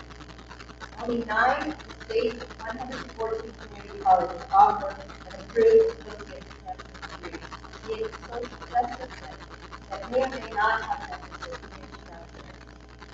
And very recently, as you know, California legislation has put a new student in ethnic studies requirement to graduate from high school was vetoed by former Governor Jerry Brown.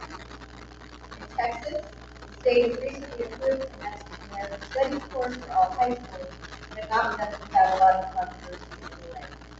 And in Arizona, the state has a law banning studies, along with many other great courses. So we still have quite a lot of in this. Reflection number 3. Our mental organization exists in this time, but it was open. We certainly were the health and nationalistic group of our time. We had to be convinced. There were only 47 of us in 1967, and I think the Constitution we were made up of some students from a variety of backgrounds. That group included people like me, the third generation middle class workers who had joined the sorority, and my friend Chris, not even of this generation.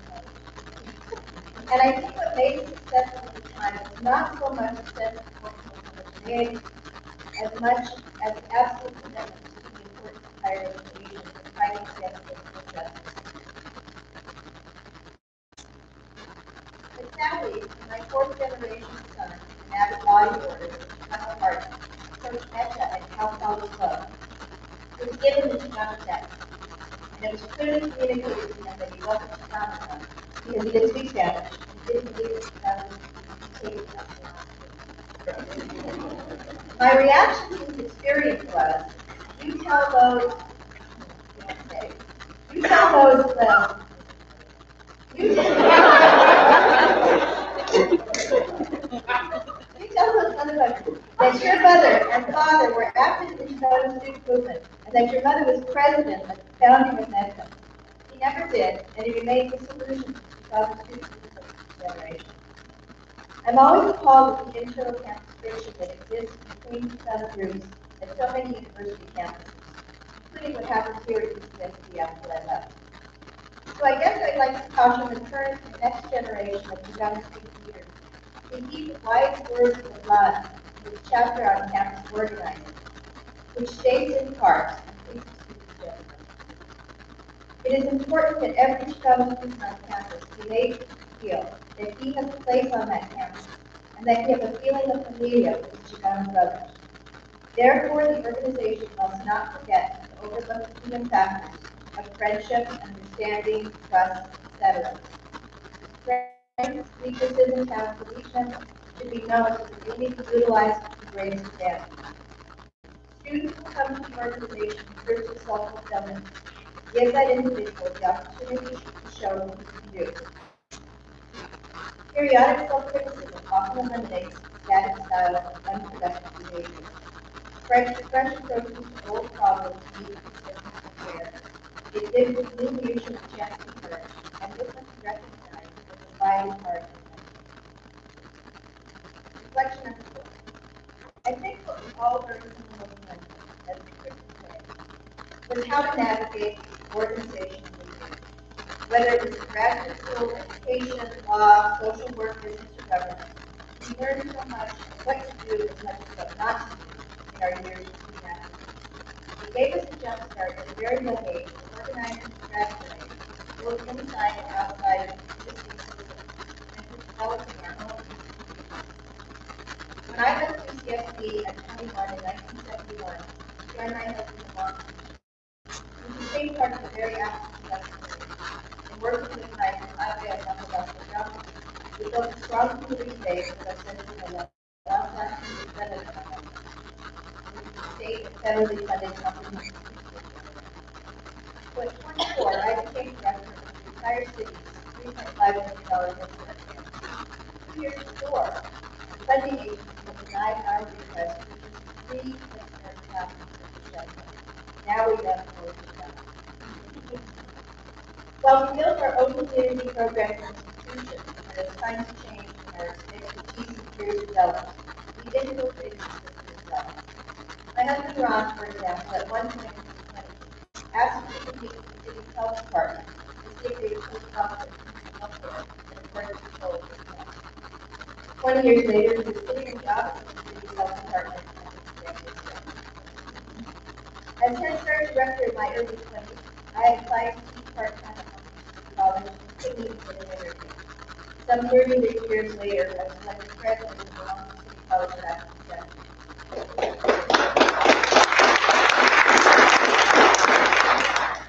We owe not only our career choices, but our future successes. Reflection number 5. Finally, some have called us pioneers and mistakes. But as students, quite honestly, most of us have shared this experience. Those who have a great deal more of this are become faculty staff. So we're having the next chance, and the first ideas and the millions.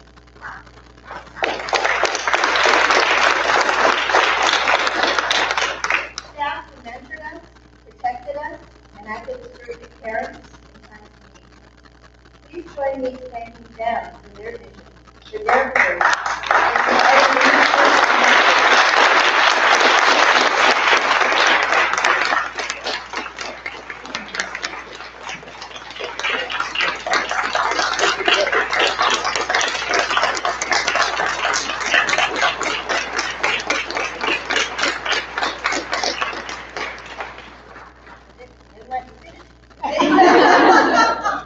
They are the real pioneers of the 2003 school. Thank you.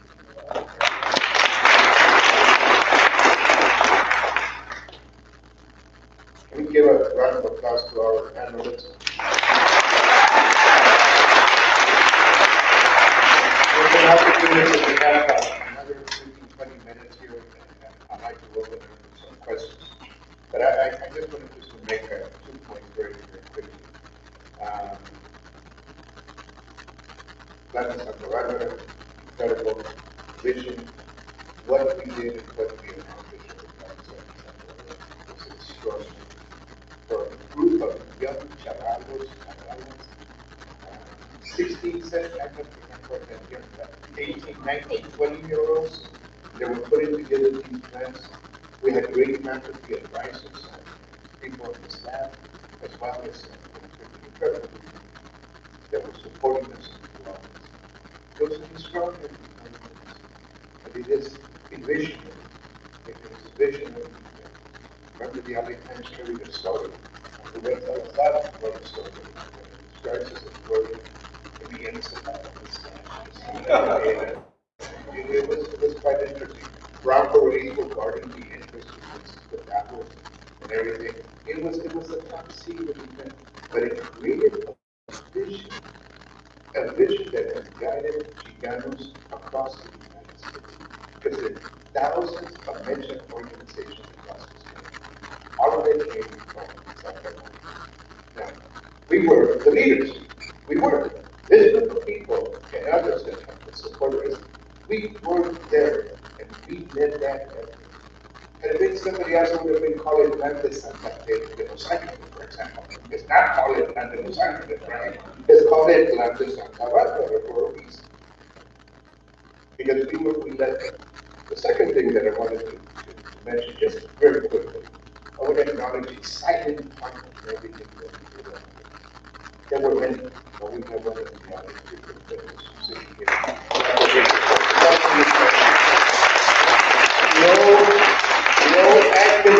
No activists, we confronted was always look for the years, the things that needed to be said and needed to be done.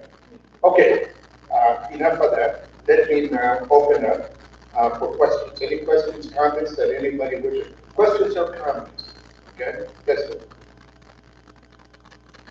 I want to thank the pioneros and pioneras for dreaming up, movimiento dreaming up an entire discipline, a national, global discipline that has influenced many people, and that has created new generation of leaders and professionals.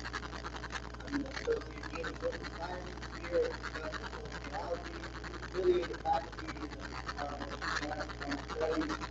This is because some experiences the baffling and passion without your hard work and effort open those doors for those of us that are here today to continue that work and that legacy that you created. Thank you. Please identify yourself. My name is Victor Neal. Victor, introduction. My question to the panel is, in the next 50 years of breathing life, what plan are you going to do for our community? What would be your ideal department of faculty to I think it's very easy. The next 50 years, the chancellor, the Chicago, the vice chancellor, all the way across. That's the right answer. But anybody in the panel? And the governor, I'm sorry. Soon enough. There's a question back over there. Yes. Identify yourself, please.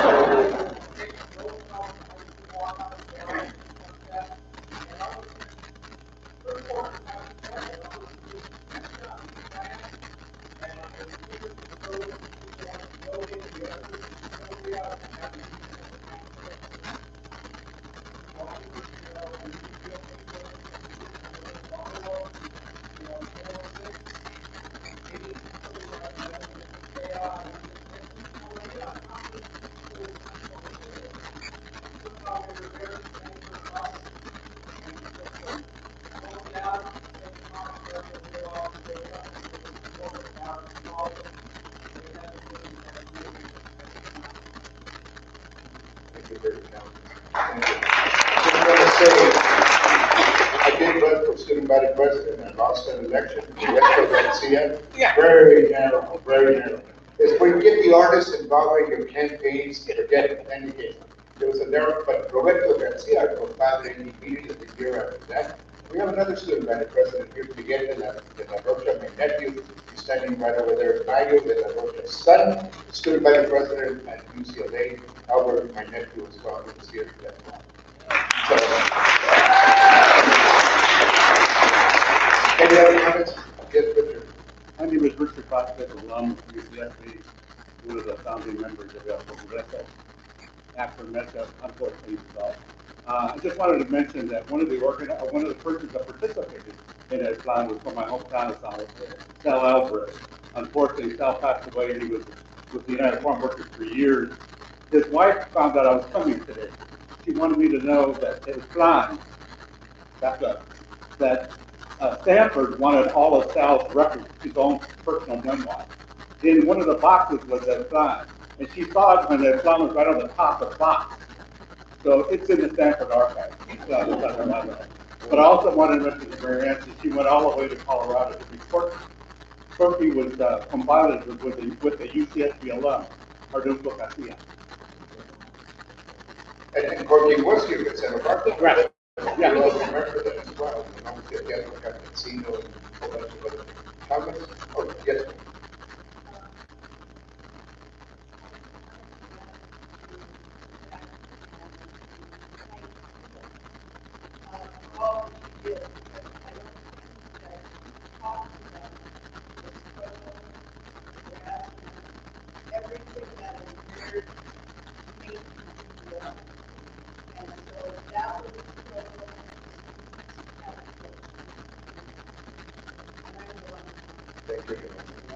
You all remember, some of you who were with us during that period of time, the United Front, the Chicanos, movements at that point pulling away from the United Front, the decisions that we had to make, whether we stayed at the youth center during that period of time.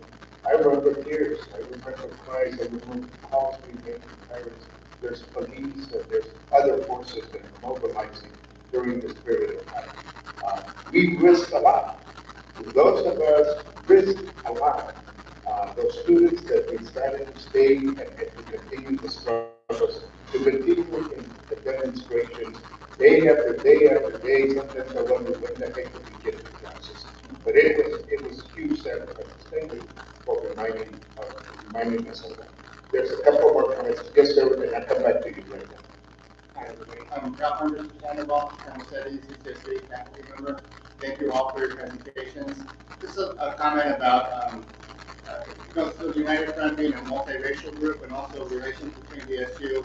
I guess the questions about indigenous kind of questions. So what was, like the Chicano student community was obviously tiny, but I wondered also about indigenous students at that time, if there were any alliances with the Chumash community here in Santa Barbara. There was obviously a big discussion about indigeneity within the Chicano movement. So just wondering about that, and there's something else too, but it's lost. So I guess it's about that, about the relationship there, because not only was the community so small here, but also like our indigenous students, it's always been infinitesimal, it's always been tiny. So I'm just wondering about that a little bit. I can say something about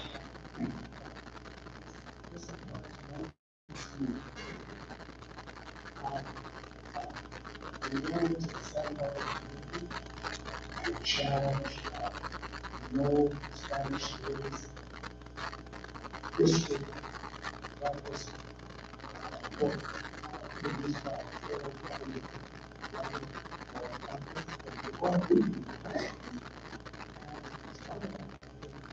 challenge no Spanish schools we called for participation of Chicano, Chumash, all the elements of the struggle. And that we relied upon Russell Reese, who had grown up in Santa Barbara, South Side, became significant civil war frustration.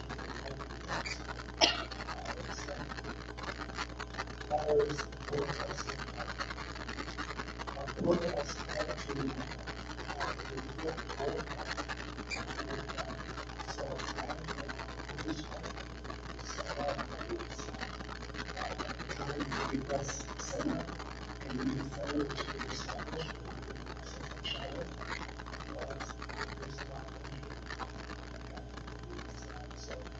I can't question you specifically, although Scott Donovan,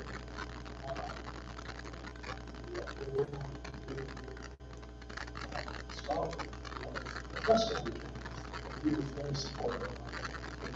We identify as Chicano very much in this resource.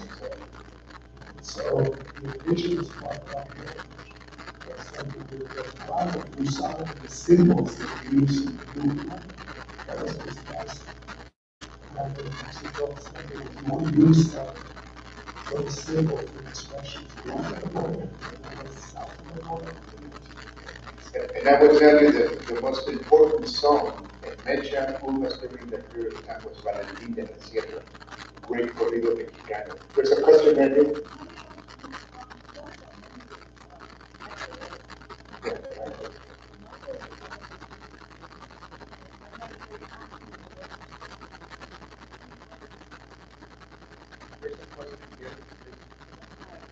My name is Virginia Rivera. I'm the Director of Planning for UC Santa Cruz. And what I want to share with you is your comments have been really inspiring for me today. Because in my, been with UC system for about 14 years, and I've been really disappointed with the lack of representation among the faculty and staff. And the UC system just this last year funded a summit in San Diego a few months ago to discuss the need for a pipeline to create more faculty and staff, because 6 of the UC campuses are now Hispanic serving institutions. Simultaneously, the UC Chicano Latino Alumni Associations are also convening to address the same issues, and they're mobilizing some of the legislators to encourage the UC president to consider appointing a Latino as a chancellor for one of our UCs. We've got 2 chancellor positions opening up. So thank you for inspiring us to continue to work and the next generation who are sitting over there, because we're not going to be able to do this alone. But it felt like we were asleep for a while, but in the last year, our voices seem to be coming together to continue what you started.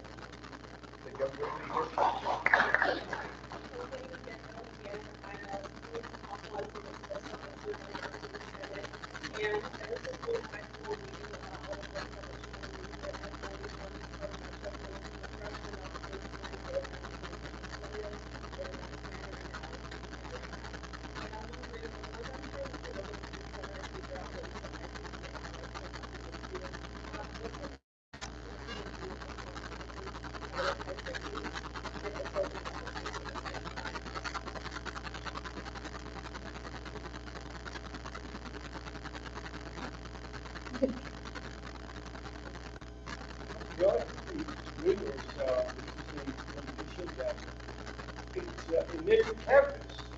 And part of what I'm going to talk about is the challenges that we have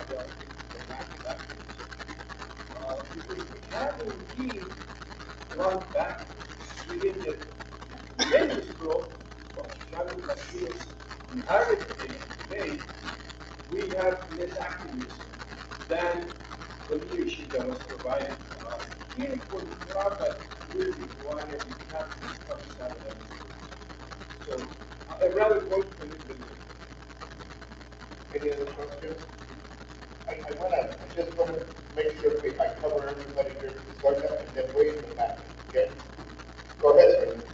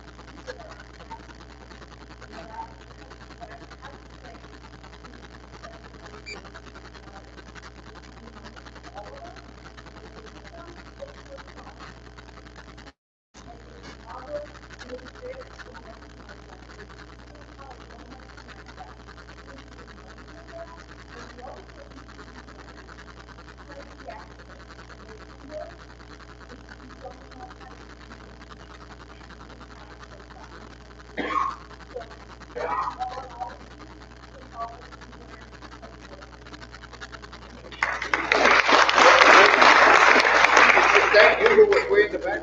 Okay.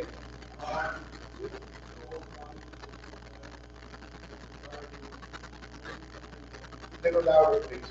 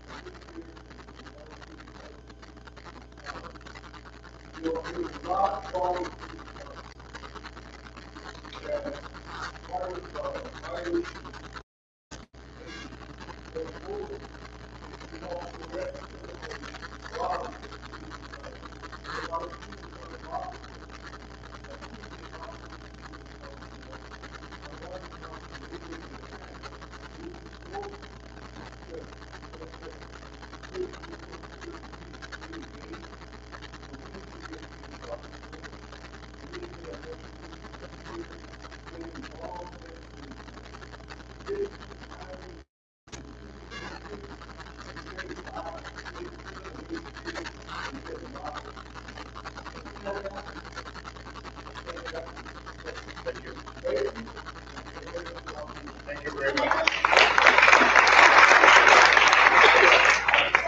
I just want to respond to what you said at the top of the traps. Here becomes a still long form.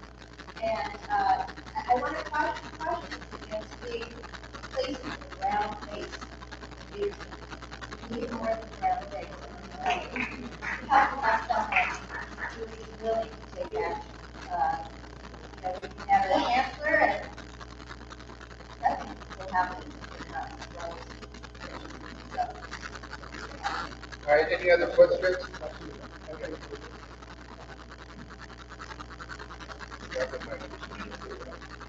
I just want to say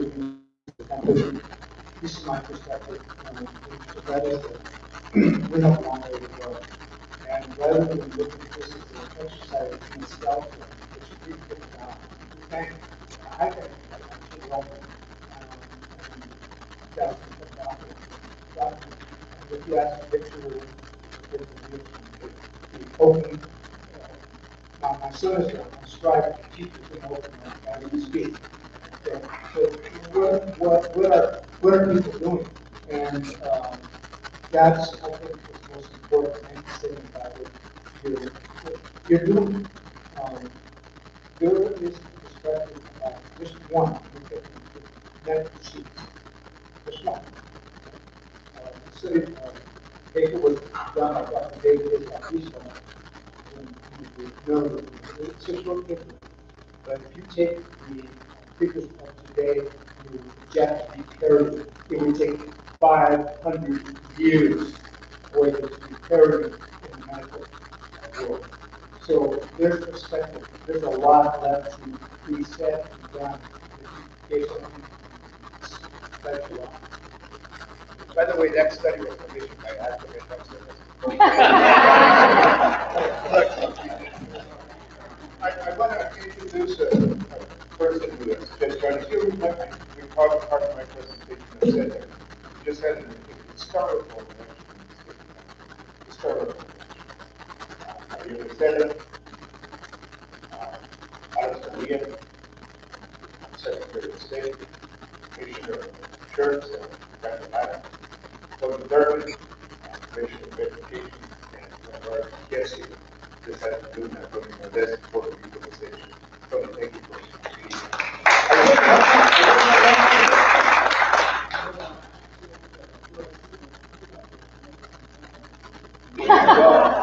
That was one of the other meetings that we attended. I left that one on my list, but that's another one that we were very much involved.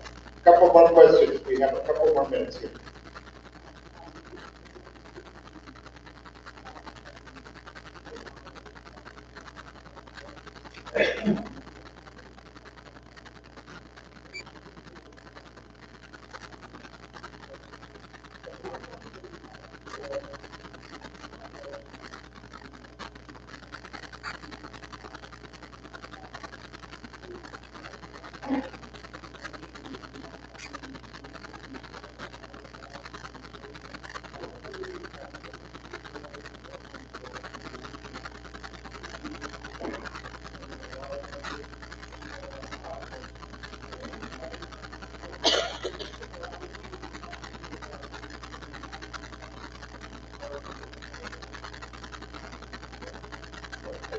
Anybody want to?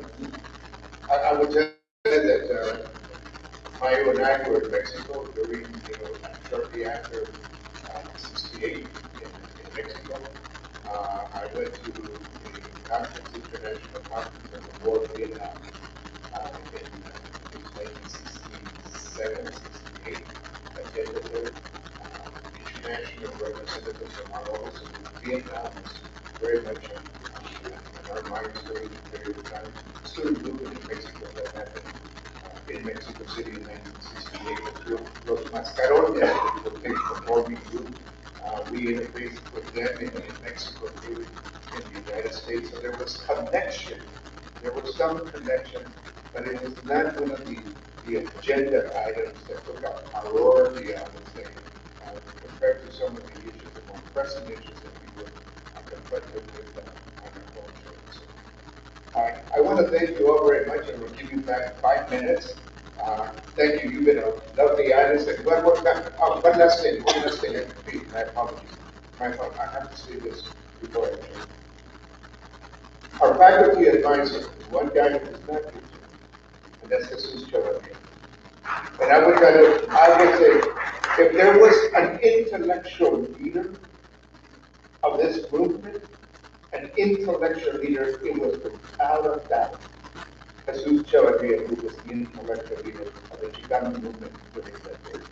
He paid dearly for that, losing a tenure-track position at this university, for taking on the university, taking on academic sense, and I want to give special recognition to Jesus Chevalier. Fernando and Guillermo Villa, who I refused to call him Bill for many years, to Guillermo Villa, these guys quietly were plotters and planners and pulled things together. We were moving in so many different directions, and occasionally, I feel like one of those little cats that chases everything that comes around. We were very busy doing a lot of things. Fernando and Bill, steady hand, continuously working and building out and implementing things that get done to San Barbara. Without Fernando and Bill, that plan to San Barbara would not be what it is today. So let's give them one. Thank you all very much for being here.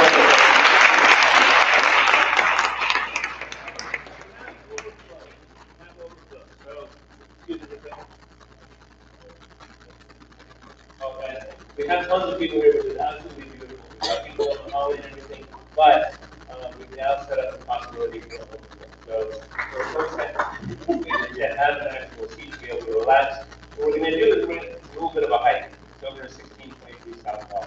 So we're going to ask our students who are here, who know the campus, if you can maybe give up your seat here and take an overflow seat. That way we can make sure that our guests can have a seat here. Okay?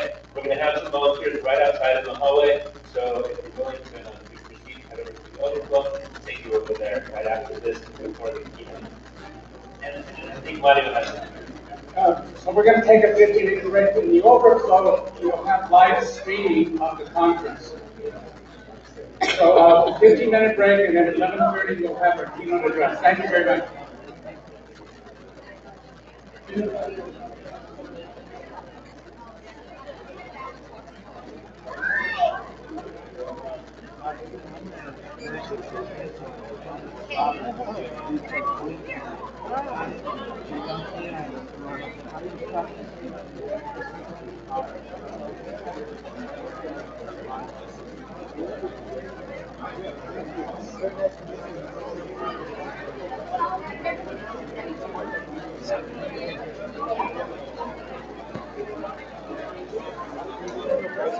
Yes. He said that they were going to have live streaming. I'm working on that.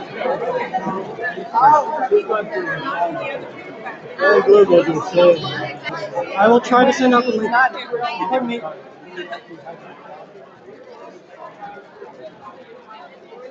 Pardon me.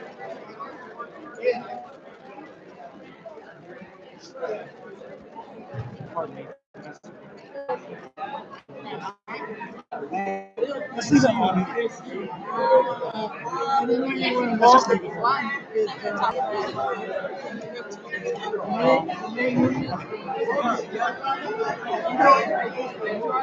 Is that better for you? That's really the best I can do. I don't want to miss you.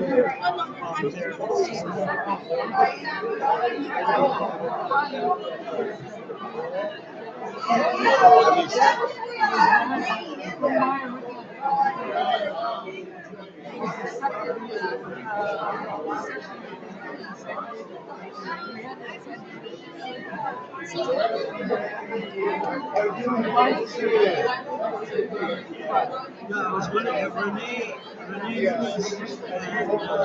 was one of the originators of creating this conference. It wasn't for him suggesting that we pull together all the people. We would not have this conference. Sanchez was the second guy. He was working at Berkeley as kind of an special assistant and kind of a chief of relations. And they said, we need to bring everybody together, interact with each other. Video people?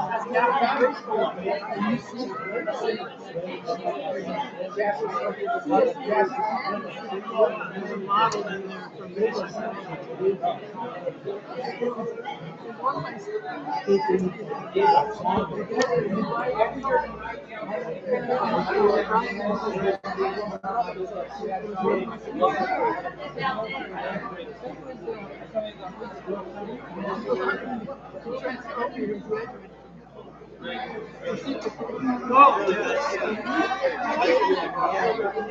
Emily, you did not like it.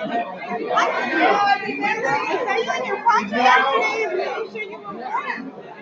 Yes, I saw you. Bien machadita with a nice little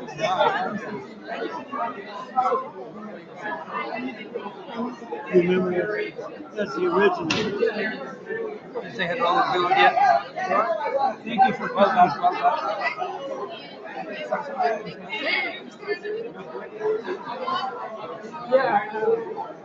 They made 2,000 of these.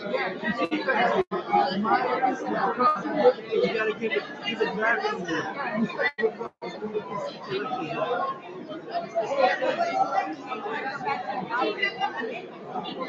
Cool. Hope you enjoyed it.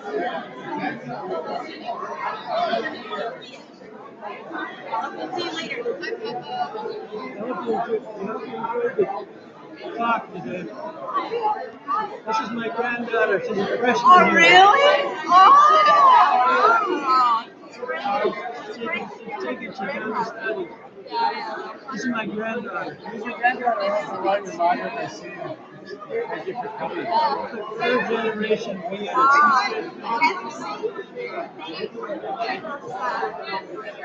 Did it make sense?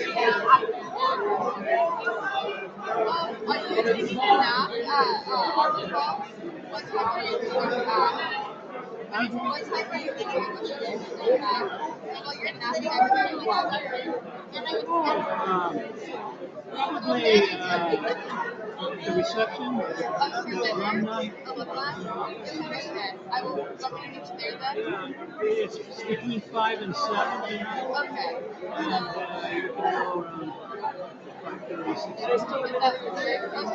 go around 5:30, 6.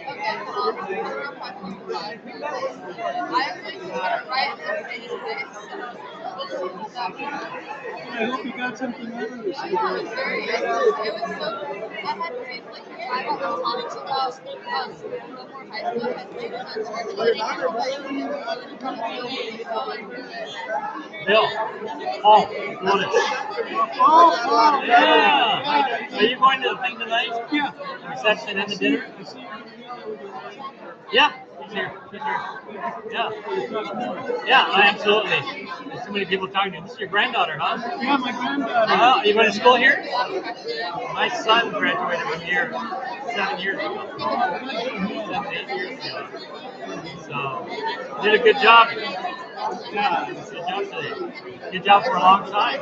Isn't it hard to believe that we have over 5,500 It's amazing. Yeah. Amazing. So, One of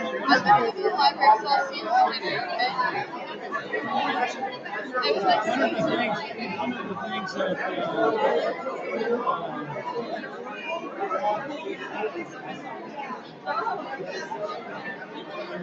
okay, that's great. I'll come back to you. So you're still living here in Santa Barbara, right? Yeah. One of the reasons for the success was the commitment that we made in terms of staying here. We're not turning Right. over. Right. And it's over on consistency. Because you can lose it. You'll be here 1 or 2 years and then move on. Right. Fortunately for me, I didn't mention this, but we became the director of admissions for 25 years and basically incorporated the outreach, the admissions under One umbrella, one organization. So we didn't really need we needed to redefine some area of support. Right, because they were supporting internally, internal mechanism. Yeah. So we'll talk some more tonight. Okay, Bill.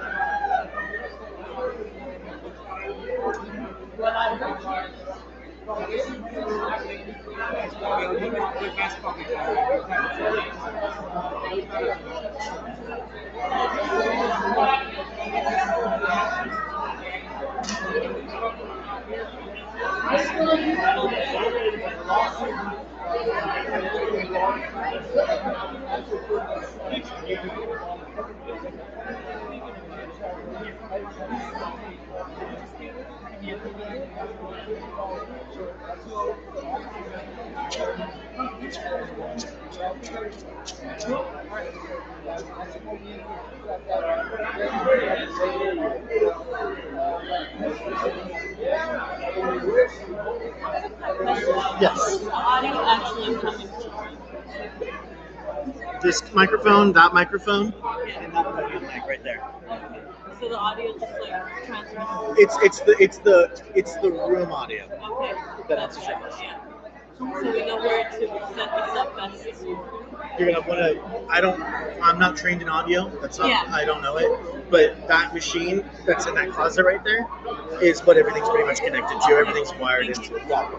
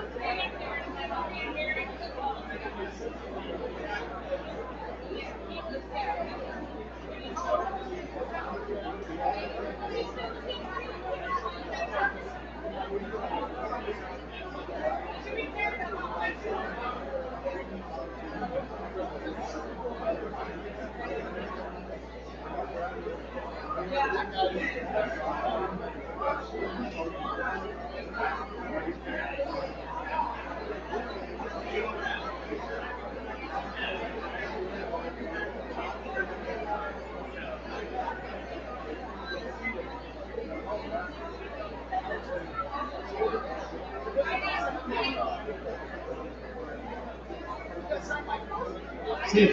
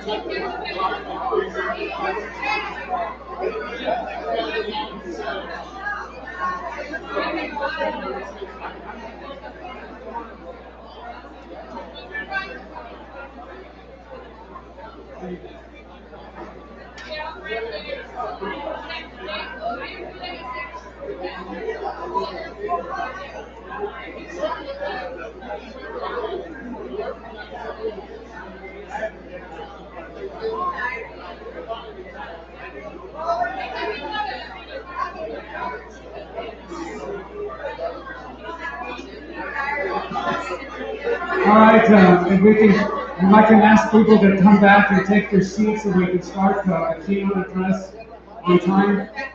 If everyone can come back into the main room.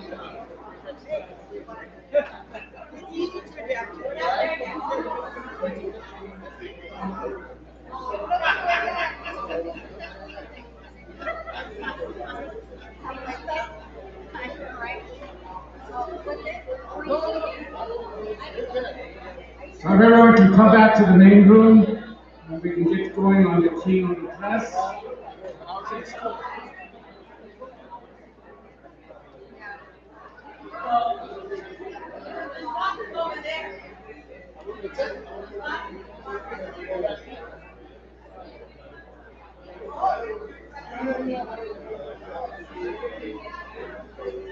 right, if everyone can come back into the main room so they can start the keynote address, please.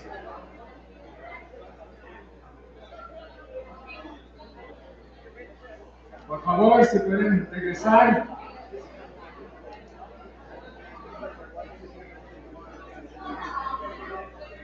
Everyone, please take your seats so we can start and keep everything on time.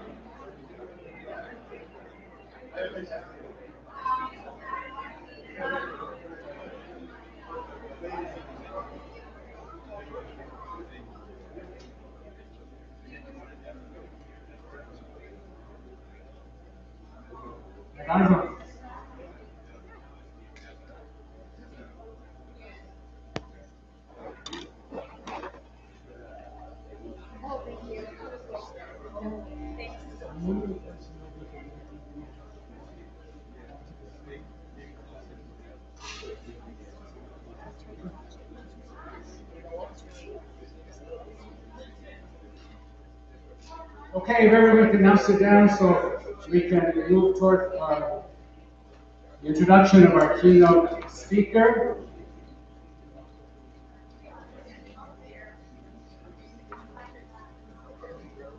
Feel free to bring your drinks or whatever else you have.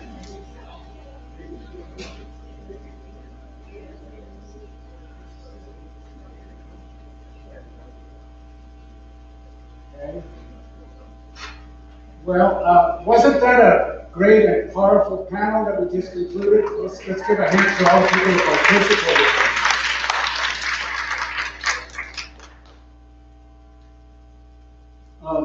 Just before I introduce our keynote speaker, I want to doubly introduce Professor Victor, who was introduced as one of the faculty who was here at in the 69 conference. Victor Fuentes. And Victor, could you maybe just in a minute or two just say a few words about the fact that you were one of the few supported faculty in the department, I mean on the campus with the students who were here, who were in the Department of Spanish. Can you, let me get the microphone. And unas palabras, por favor. Dos palabras. Sí se puede.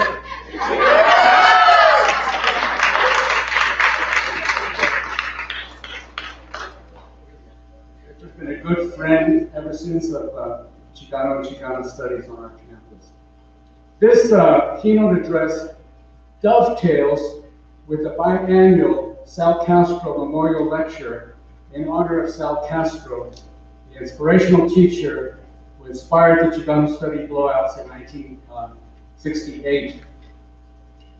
It's a great honor then to introduce as part of the conference and as the Sal Castro Memorial speaker, our keynote speaker, good friend and colleague, Professor Armando Vázquez Ramos.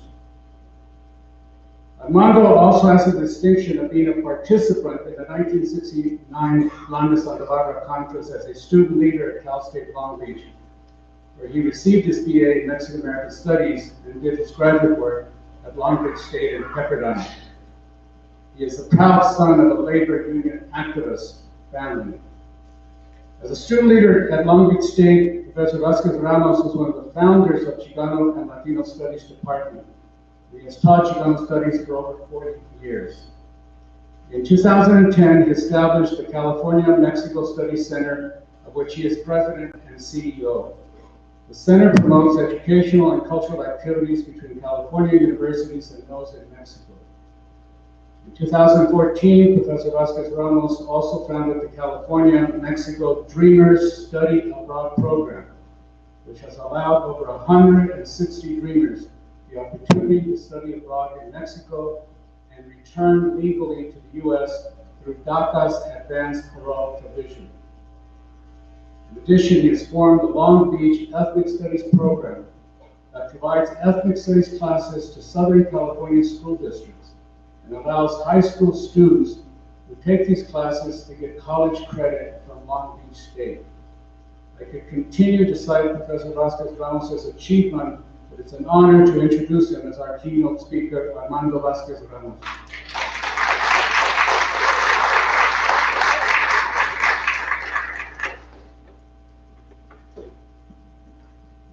Muy buenos días, creo que son días todavía. I am so honored to be not only the Sal Castro Memorial keynote speaker, because quite frankly, I owe my life to Sal. I was at Lincoln High School for 6 years, right, fresh off the boat, 1961, when we arrived to Lincoln Heights, attended junior and senior high school at Lincoln. And Sal was not only an inspiration, I was part of that tail end of the organizing that was happening at Lincoln.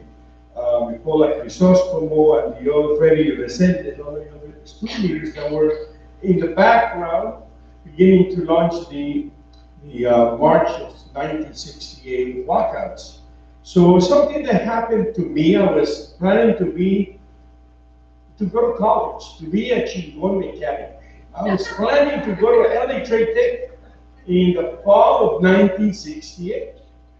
And along came a guy named Rene Nunez, who had just opened the Talent Search Educational Clearinghouse. And a fellow named Dr. Joseph White, who was recruiting blacks in Watts and Chicanos in East LA to go to this new program he had just started in the fall of 1967, Educational Opportunities Program. And that is the birthplace of EOP. Now EOP is throughout the state, throughout the CFU, throughout the UC, but it's also in 113 community colleges and many, many other institutions throughout the United States. So I thank Sal and Dr. White because along with Rene, we stand on their shoulders in having accomplished, coming together, and what an inspirational panel that was, because they really have contextualized what I wanted to share with you today. To me, it's not a question of nostalgia and that we're still alive.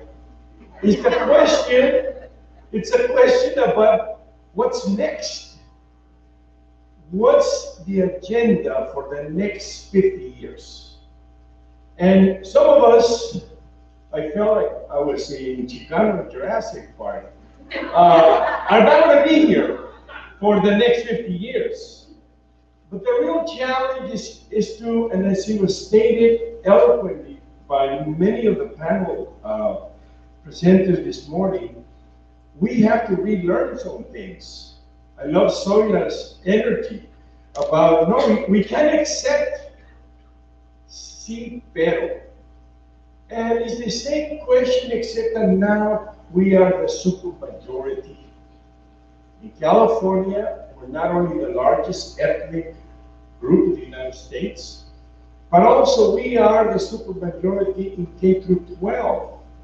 And this is why our enrollment continues to boom in colleges and universities. It's not that Mexicans got more smart. It's quite frankly, they can't help it. We're in the pipeline, and we're going to continue to be attending college and universities. But what needs to change is more resources. And I'm very optimistic that we have a new governor that understands that. I was very pleased to read the article about his vision as it relates to the relationship with Mexico. And I know Castro understands this very well. Him and I went to see the Rams in Mexico City in November, which of course was canceled. But Castro has done already something really important, really good thing that I know, which is to introduce his Chicano art collection to Mexico. And we have so many barriers to penetrate. And this is what my work has been in the last few years, focused on the California-Mexico relationship. And we can say a lot. Antonio Vasquez is here, my dear brother from USC. But we have a relationship between Mexico and California. There's almost like a blank sheet of paper. Despite all of these Latino elected officials, despite having 29, 30 Latino assembly and Senate members, there is no policy. There is no planning. There is no exchange of faculty and students today between California and Mexico. And so we need to push those barriers as well in terms of what institutional linkages need to be established. And so not only am I really honored to be the Sal Castro Aquino, and I want to open the scope a little bit and challenge, especially those young people that are here. Because not as veteranos that are going to be able to continue the struggle, it's going to be those faculty members that are in the classroom, those students that are entering the university. And someone made the reference, so I think it was Gillis, about the attitude of machistas. Well, let's face it, and I'm going to put it real bluntly. El movimiento no se está moviendo. And in fact, I dare to say, if anybody can correct me, there is no Chicano student movement today. There is no Chicano faculty movement today. We have been going through almost more than a 2-year nightmare. And where's the voice of our students? Now, we can say that, I think, because you just heard a panel of how a handful, relative to the size of the student bodies, we had the same situation at Cal State Long Beach. We were less than 100 Black and Chicano kids when I started in January of 1968. 2 months later, the walkouts. A month later, MLK gets it. 2 months later, Robert Kennedy gets it. And that radicalized us. It gave us a consciousness beyond belief. But what the hell are kids doing today? And for that matter, faculty, because there has been no response whatsoever in academia relative to this nightmare that just barely started to change with the members' elections.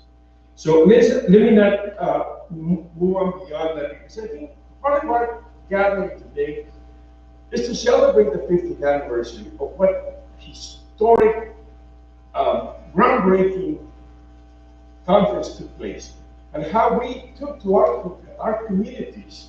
As living in Cal State Long Beach, we started Chicano Studies Department in the fall of 1969. 6 months later, unbelievable. We were also inspired by the walkouts that created the impetus to open the doors of opportunity. And this is for Sal, and I say also as an example in the case of Dr. Joseph White. He opened the doors in the CSU system. And the same thing was happening in community colleges, in the UCs. And I think that what was most important that comes out of the plan is not only the creation of the departments of Chicano Studies, but this transition of a new population that had never existed. Somebody has already mentioned it. We did not exist. We had literally no faculty, no administrators, and a handful of students that were coming in. So I think that it's important to recognize how this movement evolved over the last 50 years, but also how it has declined. And it's not to be negative, it's strictly to put into context that not only are these legendary people that often go unrecognized, and to me, it was Rudé who was the spirit behind the push to have something published. Now, there's many others that have already mentioned, and I think that it's important that not only we recognize his leadership because of the walkouts, but the creation of the door of opportunity that I know happens here with Bill, with others that pushed the doors open as it happened much earlier, a couple of years earlier at UCLA, the high potential program. But there was no institutionalized form of special admission. And then let me tell you, today UP is still in existence, but the numbers is 200, 300 special admissions. So what's happening, I'll give you an example of Cal State Long Beach. We have now 110,000 applications for admission for 8,000 slots. And despite that high demand, we're still getting more and more Latinos, more and more Mexican, Chicanos, Latinas. The bottom line is that we are going to continue to be the dominant force in the high schools as they're entering higher education. And that's also why it's so important that we make efforts to institute ethnic studies in the high schools. So I'm going to share with you also what we have done in practice in a couple of minutes. And that's the thoughts that I want to plan, because we are inspired by the leadership of these young people also. Earlier than us opening the doors in higher ed, it was Fred Vicentes and Paola Crisostomo and the others that we see throughout the years having sacrificed, having been those that were in the leadership in something that was unprecedented. You see David Sanchez and Ralph Ramirez in the image. This is a Corpus conference, which some of us attended as well a month before the Plan de Santa Barbara. It was funny how this group of UC Santa Barbara people, Comadre, did you go up there to Denver? No? Okay. So this was part of the times, and we just don't have that kind of energy today. Why? El movimiento no se está moviendo.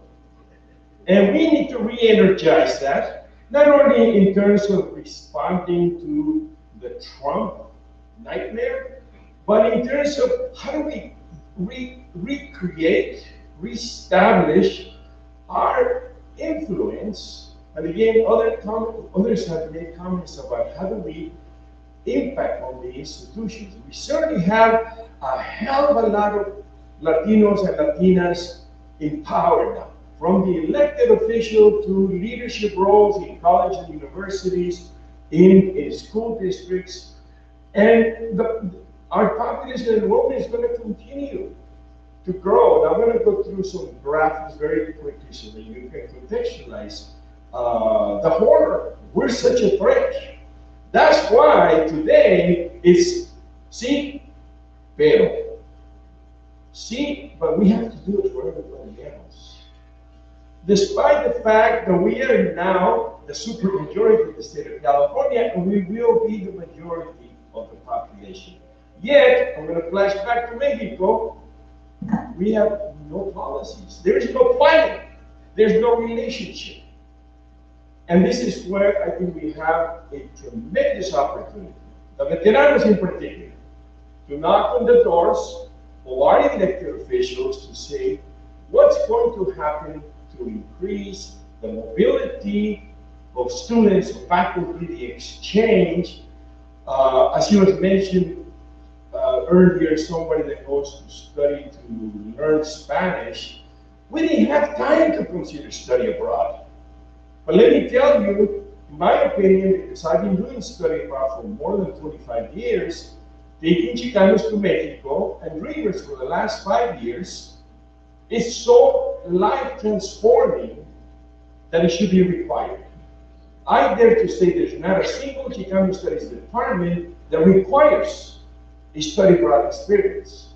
And that speaks volumes in terms of the potential impact. So I want to take a pause in terms of not only celebrating this the birthplace of Mecha and the blueprint that this Chicano Studies plan de Santa Barbara represents, because someone has already said it. There's very few departments. There's very few departments. I just recently spoke at Cerritos College, and they just started a Chicano Studies department. And it's just amazing because we have so many residents. Bill said it. It doesn't mean anything if it's not the right Chicano or Latino in the presidency. If they're not willing to lead and to also create opportunities. So let me just share this with you very quickly because you see that our Hispanic column still has 0.75 in PhD. While we have a much larger number, the blue represents those that are without a high school diploma. Now, does that mean that they're all dropouts? No, hell no. They're in the pipeline. They're not necessarily dropping out. We have a much lower percentage of dropouts than in the 60s, where the drove the education reform movement of the walkouts. What we have is a much greater number that have not attained a high school diploma. And as you can see, we have a growing number, the orange, of those that have attained a high school diploma, as well as a growing number that are going into the 4-year degrees.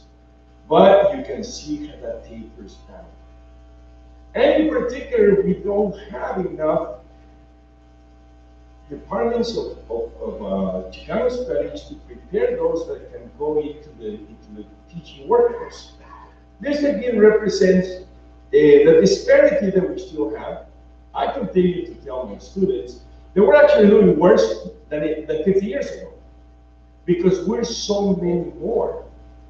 And as you can see, if you compare to all the other ethnic groups, the percentage of adults with a college degree is still much lower in terms of Latinos in comparison, especially to the Asian population and the white population. So what we have here is a reality I want to share with you. We have Mexicans on this side of the border, and we have Mexicans south of the border, right? And what we have is it's just such a powerful message of population growth. I mean, right now we're close to 40 million Mexicans out of 60 million Latinos in the United States. Damn. See why Trump and the racists fear us? That's the threat. Now, fundamentally, we are not necessarily growing at the same rate in higher ed. Now, this is a tremendous growth from literally nothing. It's been accelerated. So we're looking at today a projection of 3.3 million Latinos in U.S. higher education by this fall. In comparison, what you have, this is a Mexico and U.S. enrollment in higher education, where we have, these are figures for 2015, approximately 2.8 million Latinos in U.S. higher education, and the Mexican population, out of a total 125 million population, have in proportion close to an equal amount than Latinos in the U.S. And that speaks volumes because we have on both sides of the border the same population. We represent the future of the region, and that's important to contextualize again because we are in the state of California, the 5th largest economy of the world, right? Mexico is the 13th largest economy in the world, 125 million people. Yet, we don't know, or we have no agenda, no plan for the next 10, 20, 30 years about how this region can become more competitive, or at least maintain its competitiveness. So if you look at the breakout of the 40 million approximately Latinos, 60 million Latinos in the US, 75% is of Mexican descent.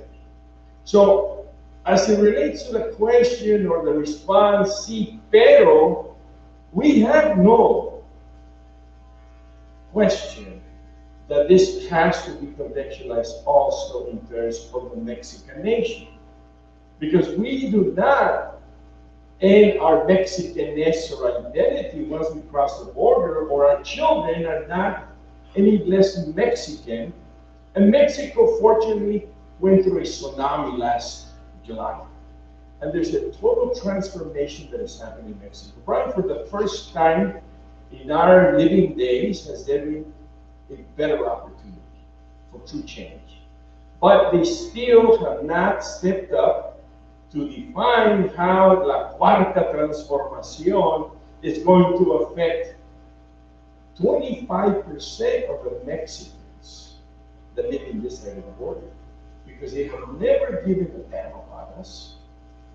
And frankly, there needs to be the investment, the commitment, the resources, the legal and political representation of our rights by this new government.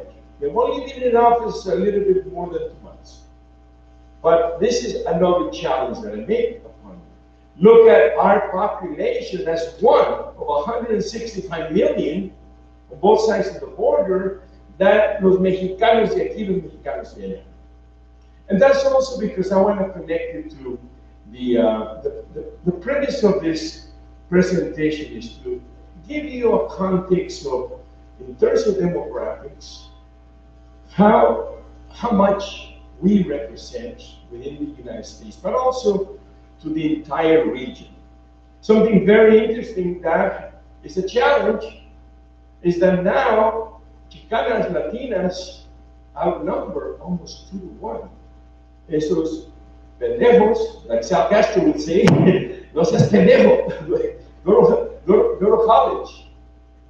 And obviously, the leadership that is emerging is going to continue to be more and more Latinas that enter the professional workforce leadership roles. But we have a problem.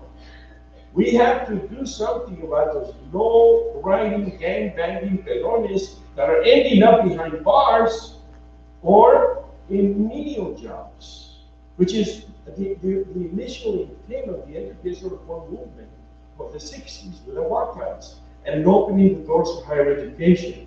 So that's part of the perspective that I wanted to share with you before I move on to the challenge and get the opportunity that we have. So we have an enrollment move, but also now generations of graduates over the last 50 years have key positions in politics, in business, in every aspect of society. But the growing importance of Chicano studies in public schools today is greater than ever.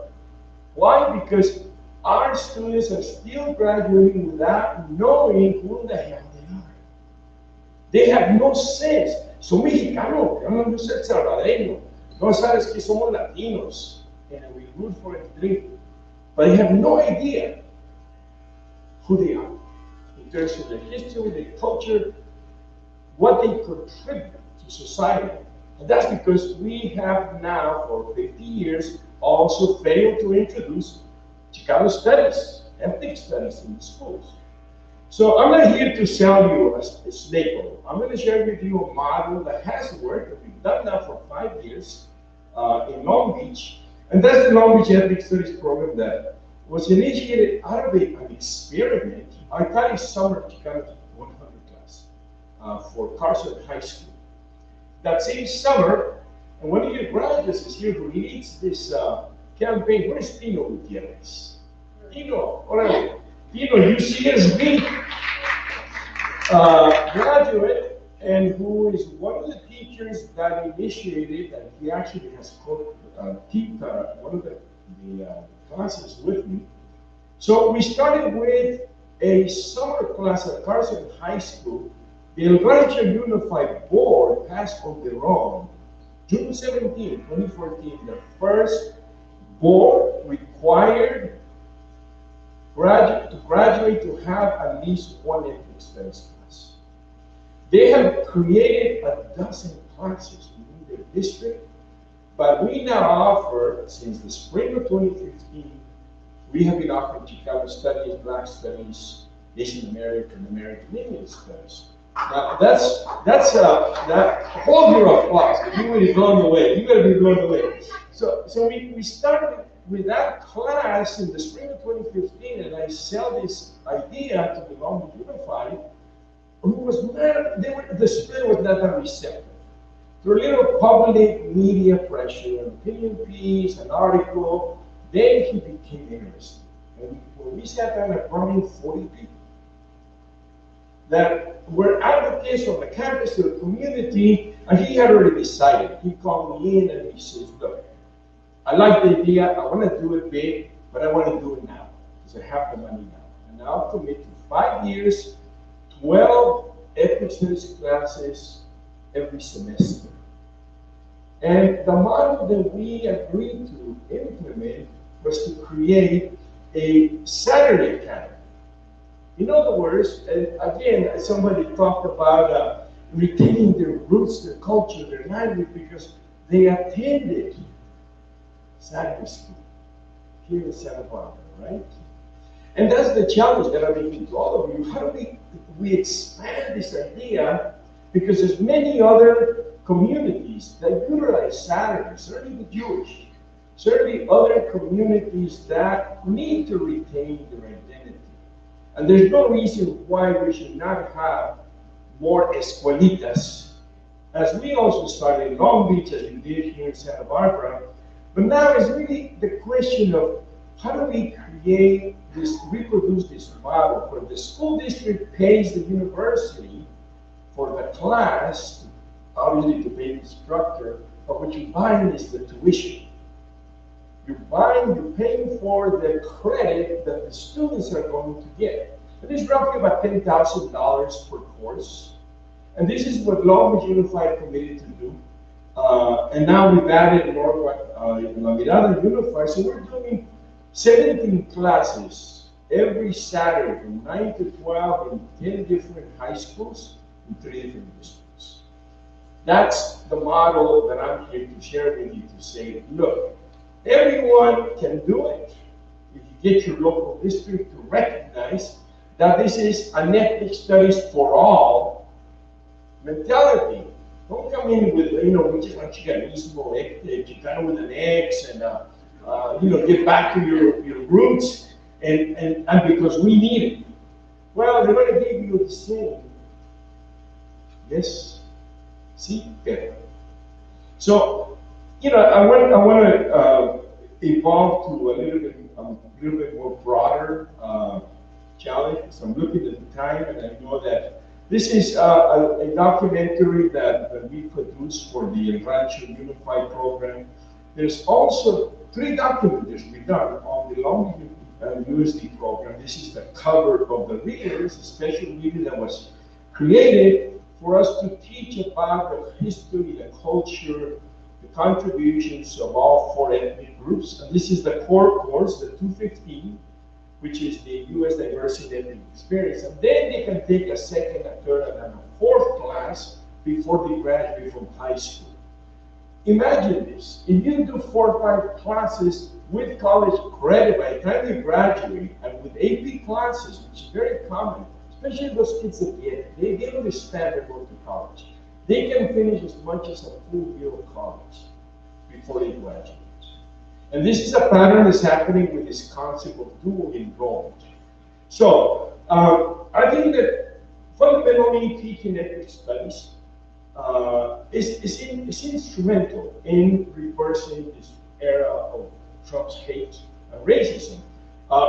Veteranos, I call ourselves kids from the 60s in our 60s, right? We can recall the racism of that time. But let me tell you, it has come back even worse. Yet there is no opposition. There's literally more right-wing student organizations that are coming alive, than organizations of students of color. And again, I'll poke the eye on my colleagues. What in the hell are the faculty? Where are we mobilizing and teaching in the classroom about rising up? It's not happening. And I think fundamentally that we have, and I'll talk a little bit about the Dreamers program right now, we're in a state of limbo as it relates to the politics of Washington. Last November's elections have changed somewhat, and we're looking at another 2 years of a nightmare. So what are we doing in between?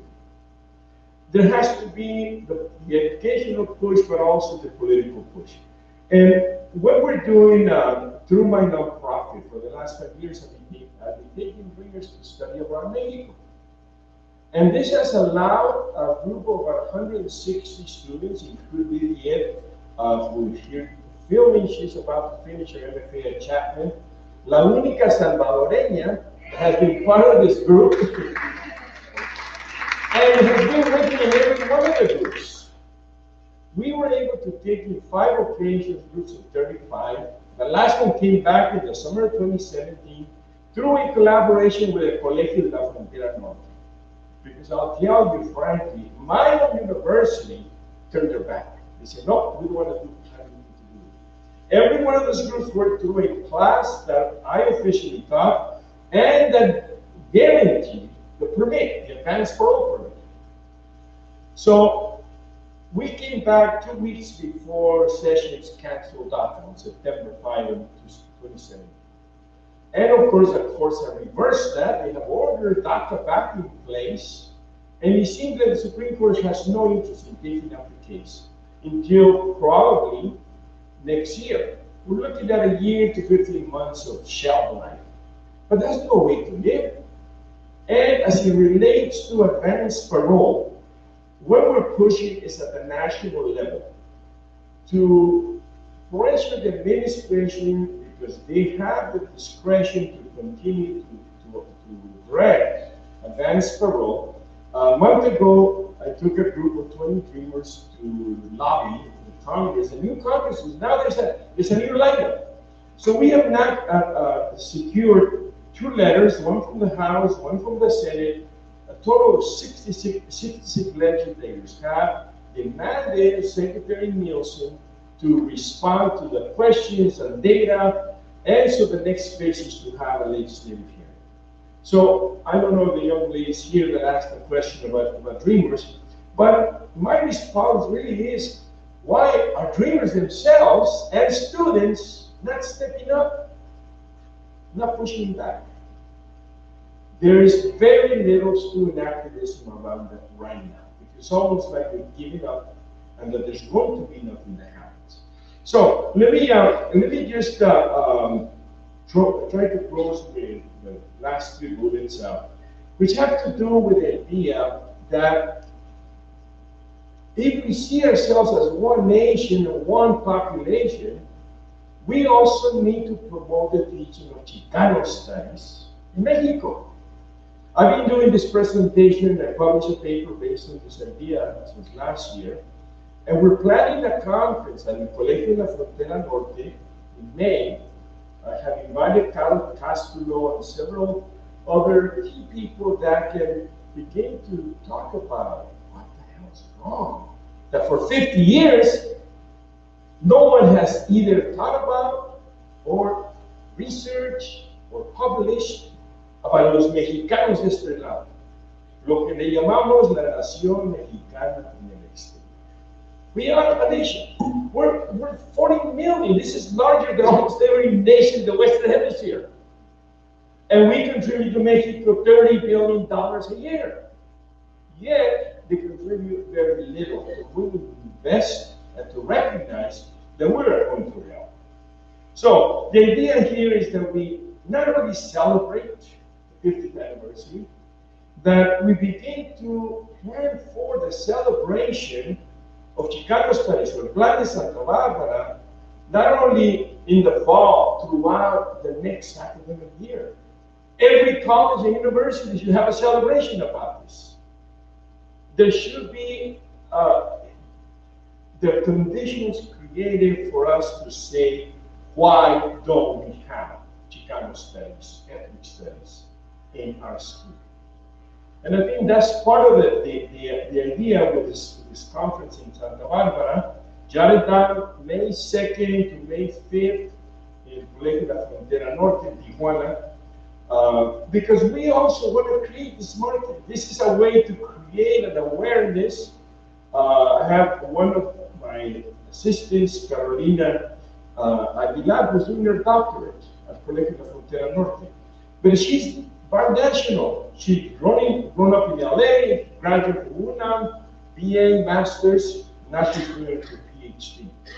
And wants to come to UCSD. So I'm promoting some openings of opportunities here. Because she is uniquely qualified. She has studied and published about dreamers and about Chicano studies in Mexico. And literally, no one is even looking out of the box in terms of that reality. So it's a challenge, but I see it as an opportunity for both faculty and students. We need to expand our knowledge base. We need to also create this impetus that can lead to the expansion of Chicano studies at all levels. And I hope that I can assist in any way. By the way, I'm already retired, okay? But I'm busier than ever, and I do things through my nonprofit. I still run part-time the Ethnic Studies program at Cal State Long Beach. So I'm wearing both hats. As a founder of the Chicano Studies Department at Cal State Long Beach, I intend to keep this light alive, and we will have some form of celebration, but also certainly to continue to expand this model to introduce ethnic studies in the schools. Gracias. Buenas tardes.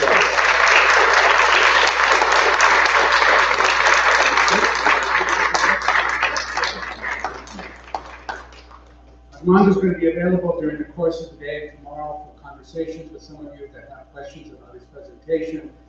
Later this afternoon, we have some discussion periods that also might be a good opportunity for people to ask questions. We're not going to have a lunch break. We start back at 2 o'clock. Presenters, faculty, administrators, and alum are invited to the lunch at the Multicultural Center. Those of you that don't know the way, some of us will lead the way, so everyone else, be back here to begin at 2 o'clock. Okay? Thank you very much. We're off to a great start. Muchas gracias.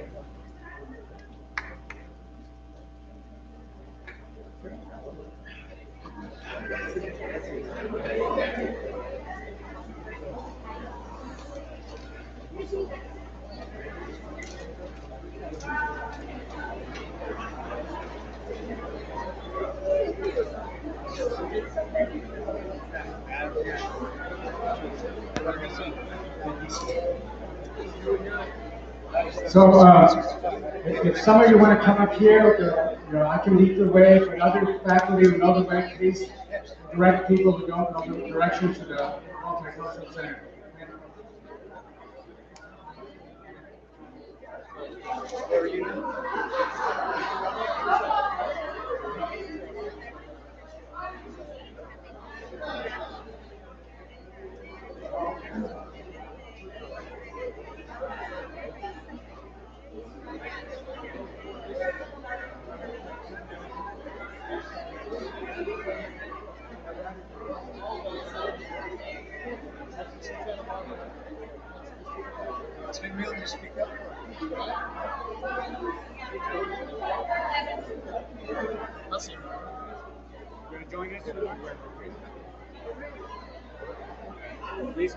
They'll show you the way. Oh, good. We're following. Maybe you don't know. Maybe not. No. That's a research position. See you guys over there.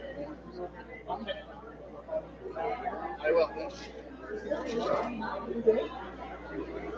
Yeah.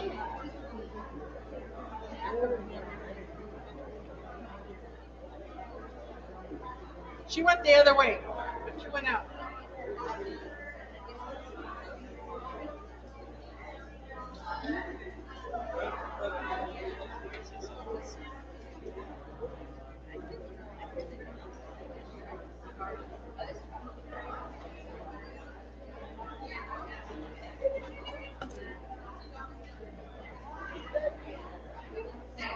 They ship here. Yeah.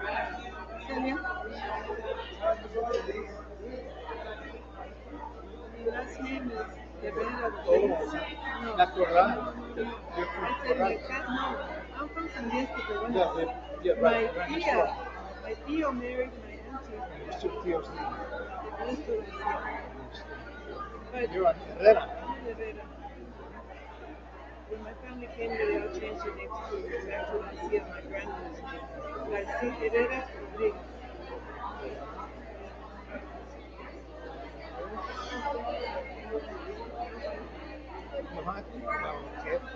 My middle name, Herrera.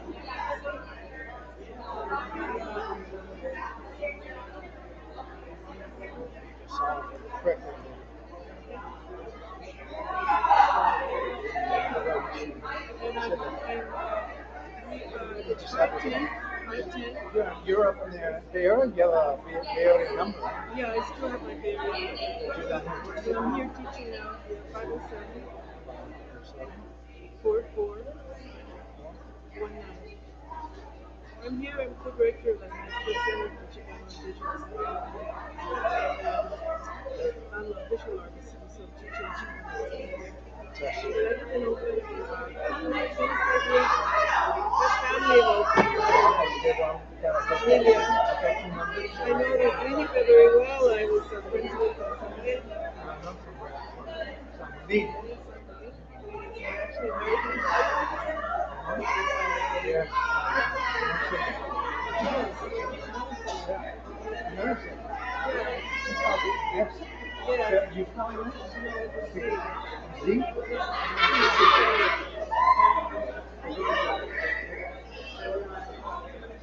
Actually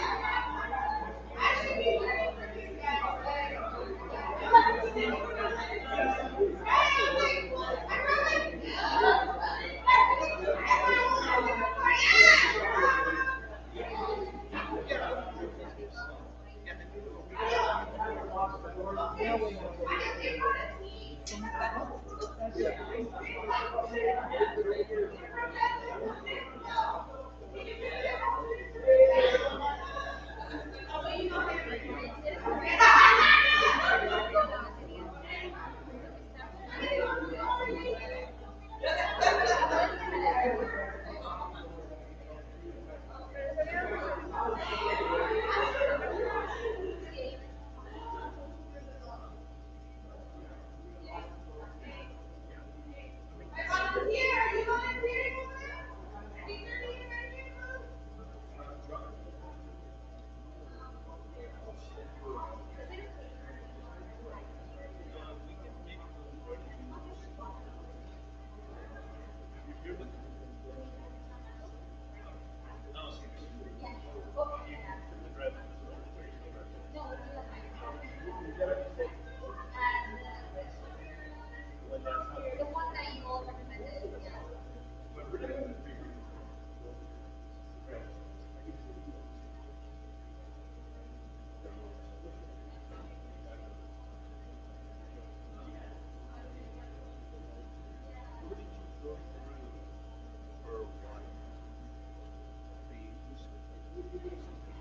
Check with them. You do that? That would be great.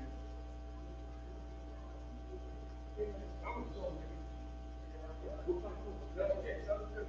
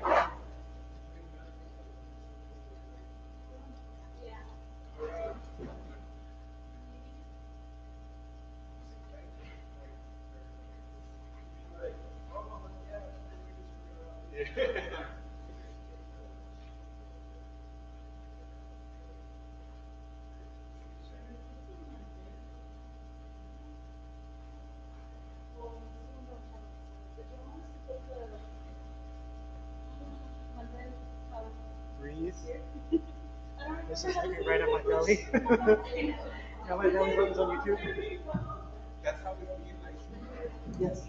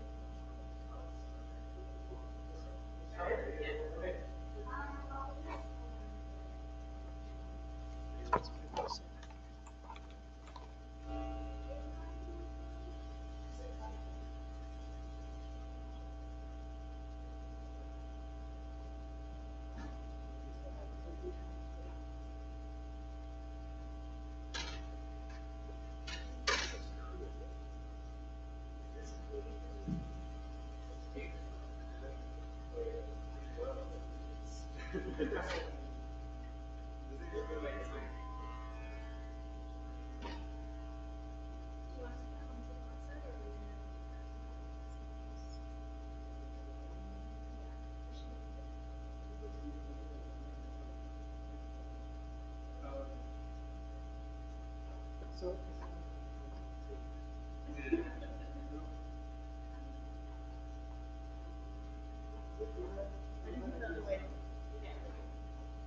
have a lot of these, but I would have bought that. There's a third one. Okay. I realized, I told folks we were gonna close lock this up, and then we were Yes. gonna shut it. So I guess we need to get. I can lock the doors. I think it might have to be. But when you guys do it, We were trying to be more satisfied with how this came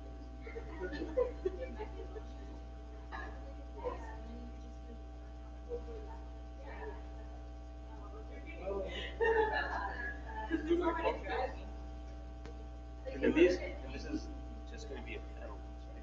Yeah, so it'll sit here and turn it this way. So we'll worry about that.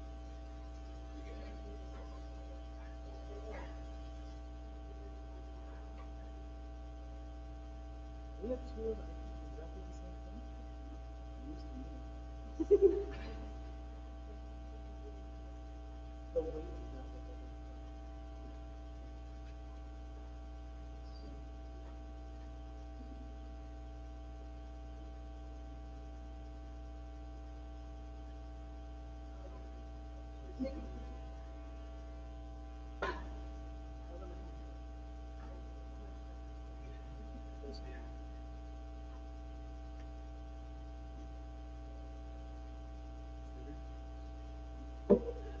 Way better. Alright, okay. Okay, Jala. Oops.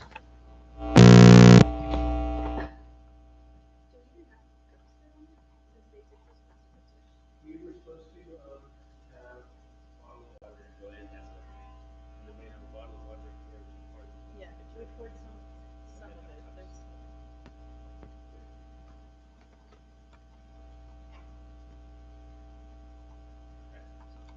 You don't need to worry about that now, because we're gonna be troubleshooting it.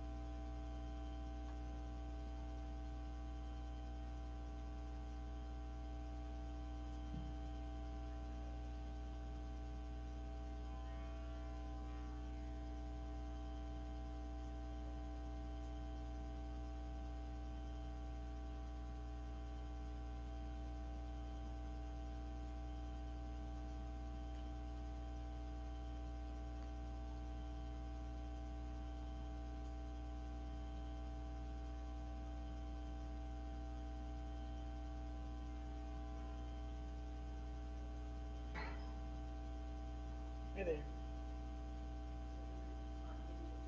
That's correct.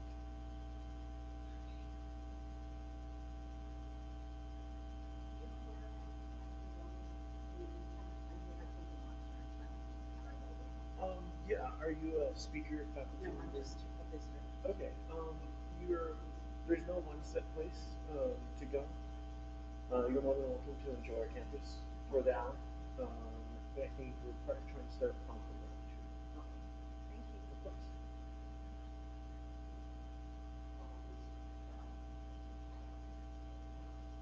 Thank you.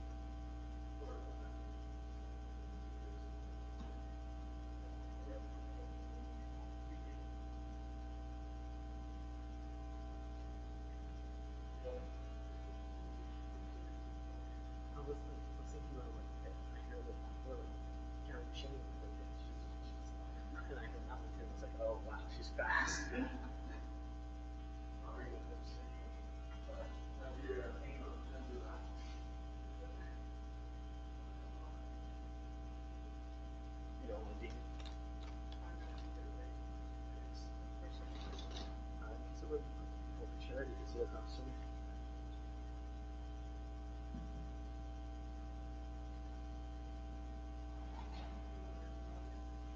Yeah, I've been up since 7 a.m.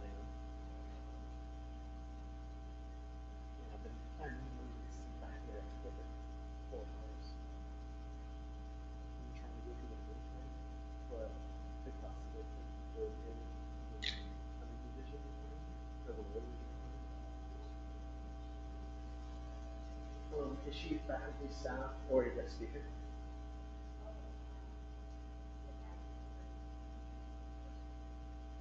Um, this is the McCune conference room.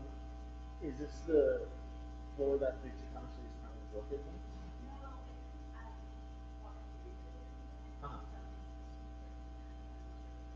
Uh-huh. I can take you somebody who will be able to help.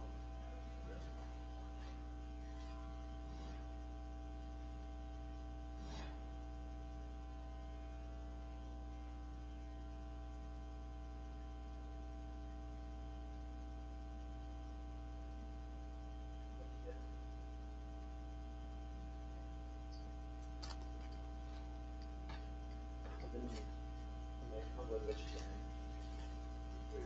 So I was vegetarian. What's the regret? It's Stephen.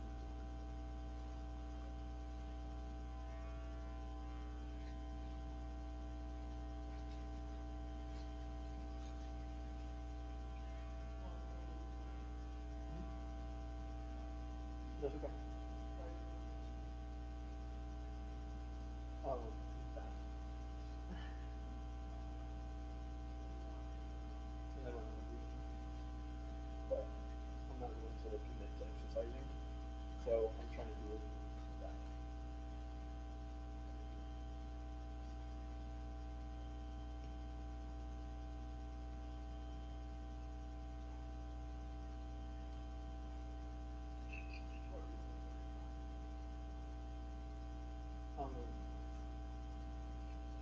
I have to petition to get a grade level, or a grade change to like, for like a grade inclusion change.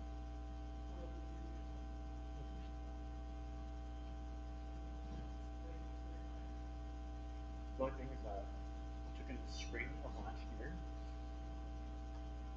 so hopefully this happens.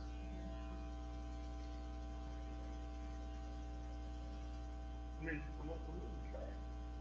I'm going to be here all summer, so it's not like I don't have time for it. But like, I don't have to take the time.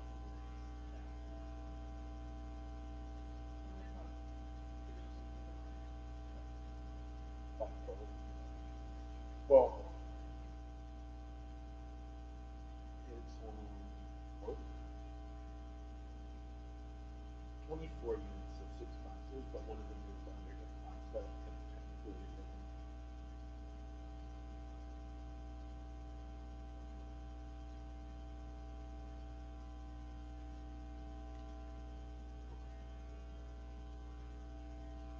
Yeah, print that out and send it out. I'll send it. You've been working on your lap.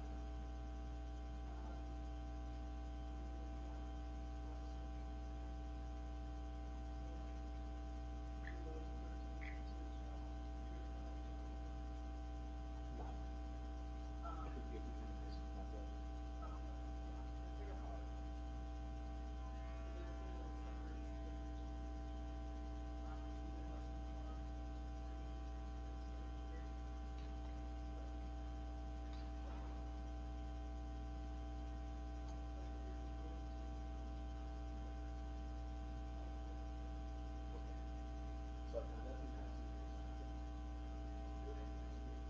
I have to. So what I was thinking is that you should get maybe a year more specific, and then like have a chill to volunteer for your year, and then we'll be here. And then we'll be in our well, the thing is that I don't know if you know your I don't think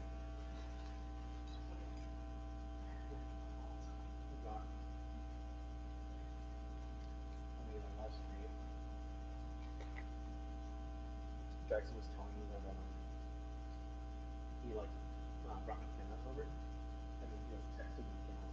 And I was like, yeah, and I was like, bro, like you were savage as fuck.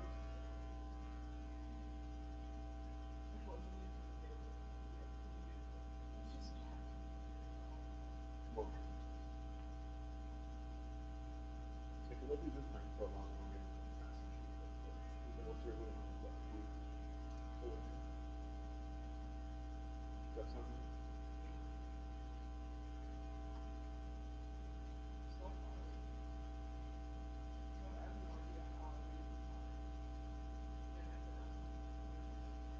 It's Jackie. Oh.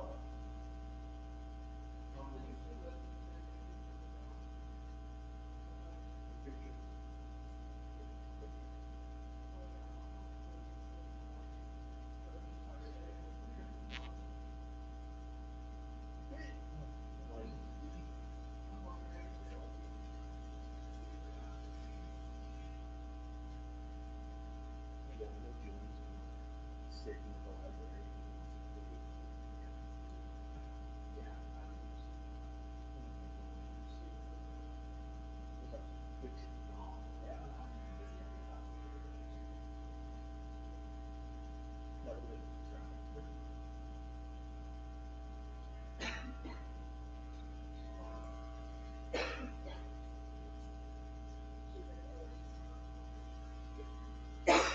Wait, are you supposed to start that?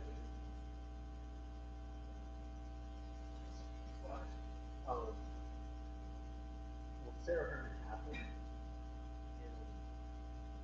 I don't know. I don't want to like shit talk me, but like at the same time, like, this is kind of like a Yankee thing that she did. Sarah Herman. So she was at PFC, and Sarah Herman met her there, and Sarah Herman got her, right? And I guess like Becky was like kind of hurt about it because she basically like she was like, oh, does that mean like I'm done or no? So Herman was like, yeah, kind of looking. And Becky was like, oh, okay. So they had a meeting at PFC that they had just started, and Becky was just like, get Sarah Herman to change the picture.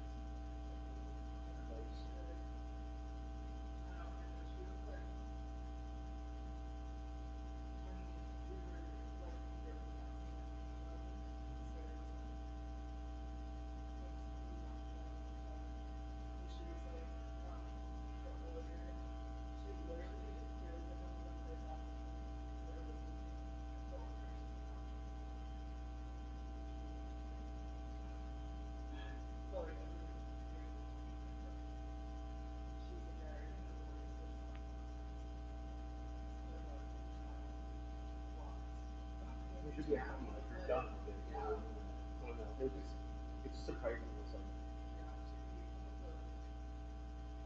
I mean, I don't know.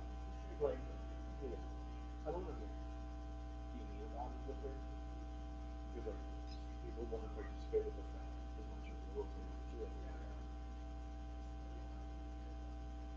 Yeah, exactly. Take a picture from home, but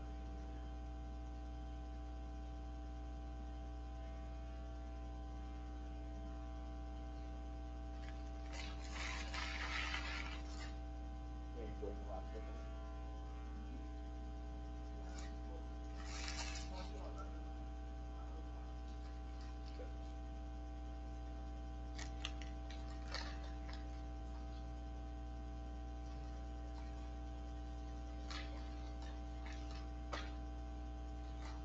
So,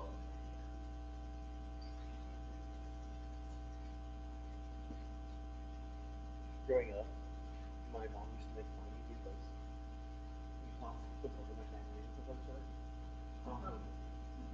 My mom used to make fun of me because I used to really like bland foods, and so like it's just fucking like you know what honeycomb cereal is?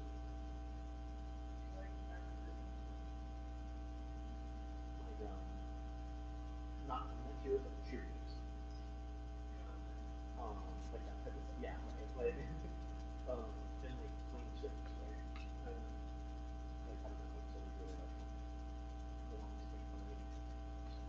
My dad used to always find it. I think this looks weird.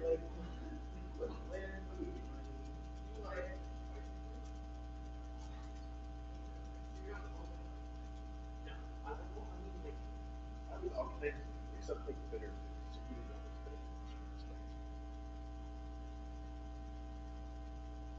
But my family's from San Diego and I'm from Montana. So if you want to slice of food, you can't be 80% of it's there.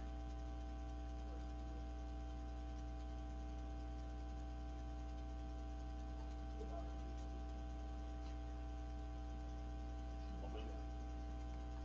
You know Randy, my husband, when I put them,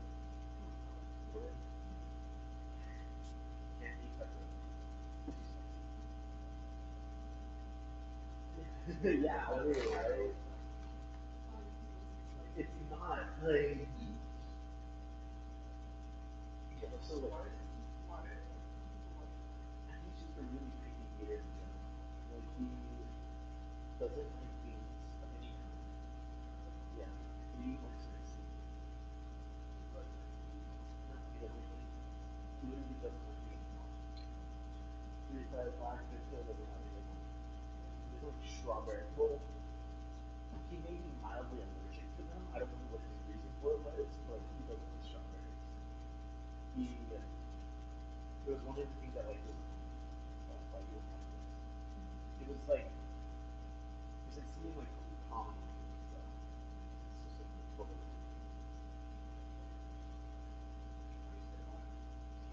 I don't know.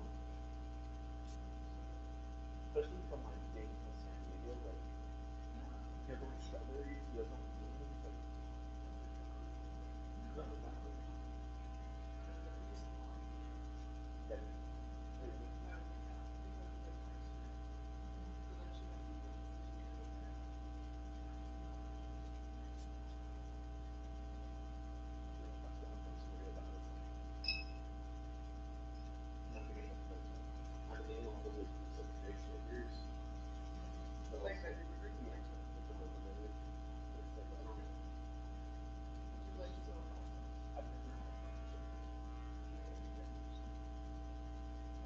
where do you get it?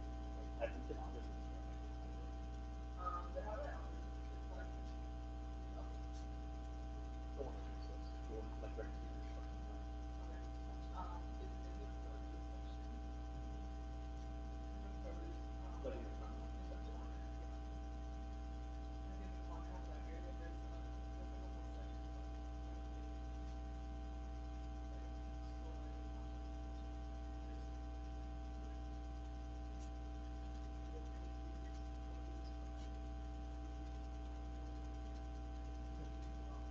That's yeah, really good.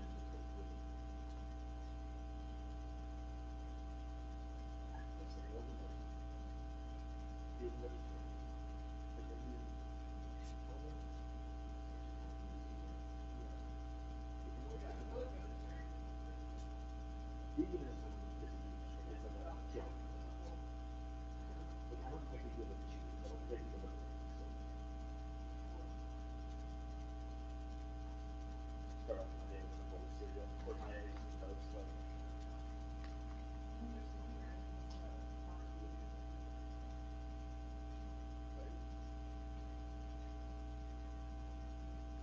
did you know that McDonald's fries are made like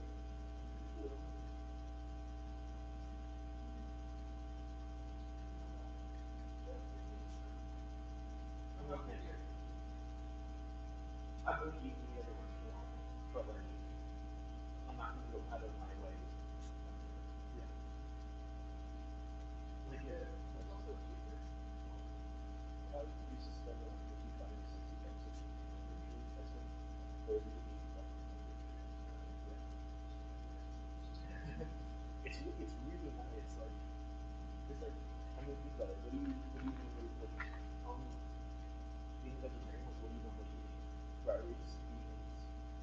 I get no vegetables because like sometimes I just get mixed out. But vegetables and like occasionally so like you know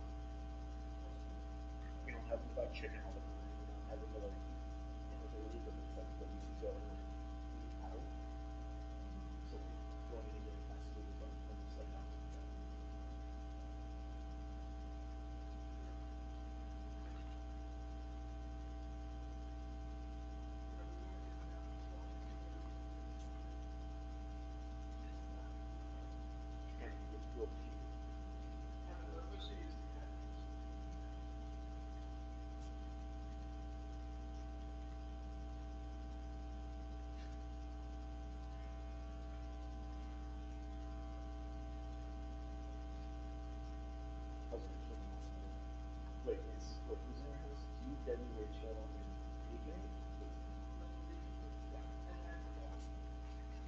No.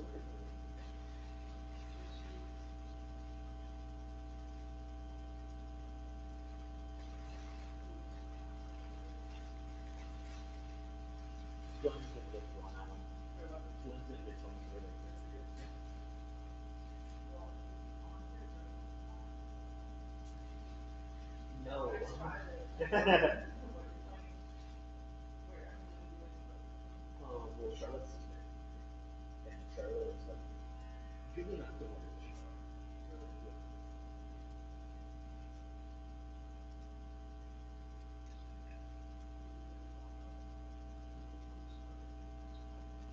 Okay, let me say this.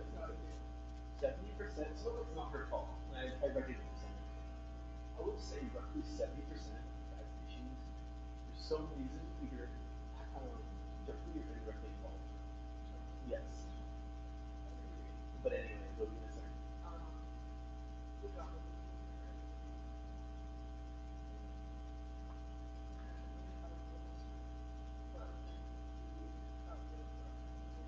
That's true.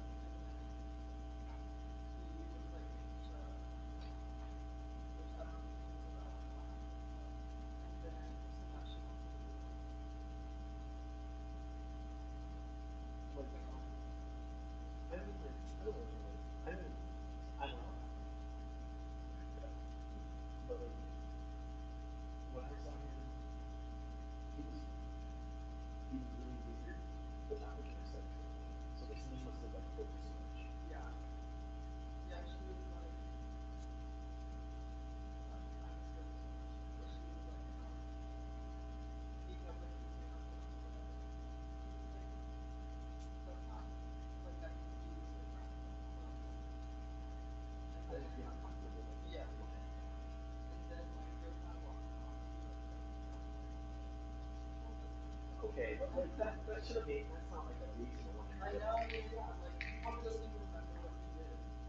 And then he's gonna be like shit.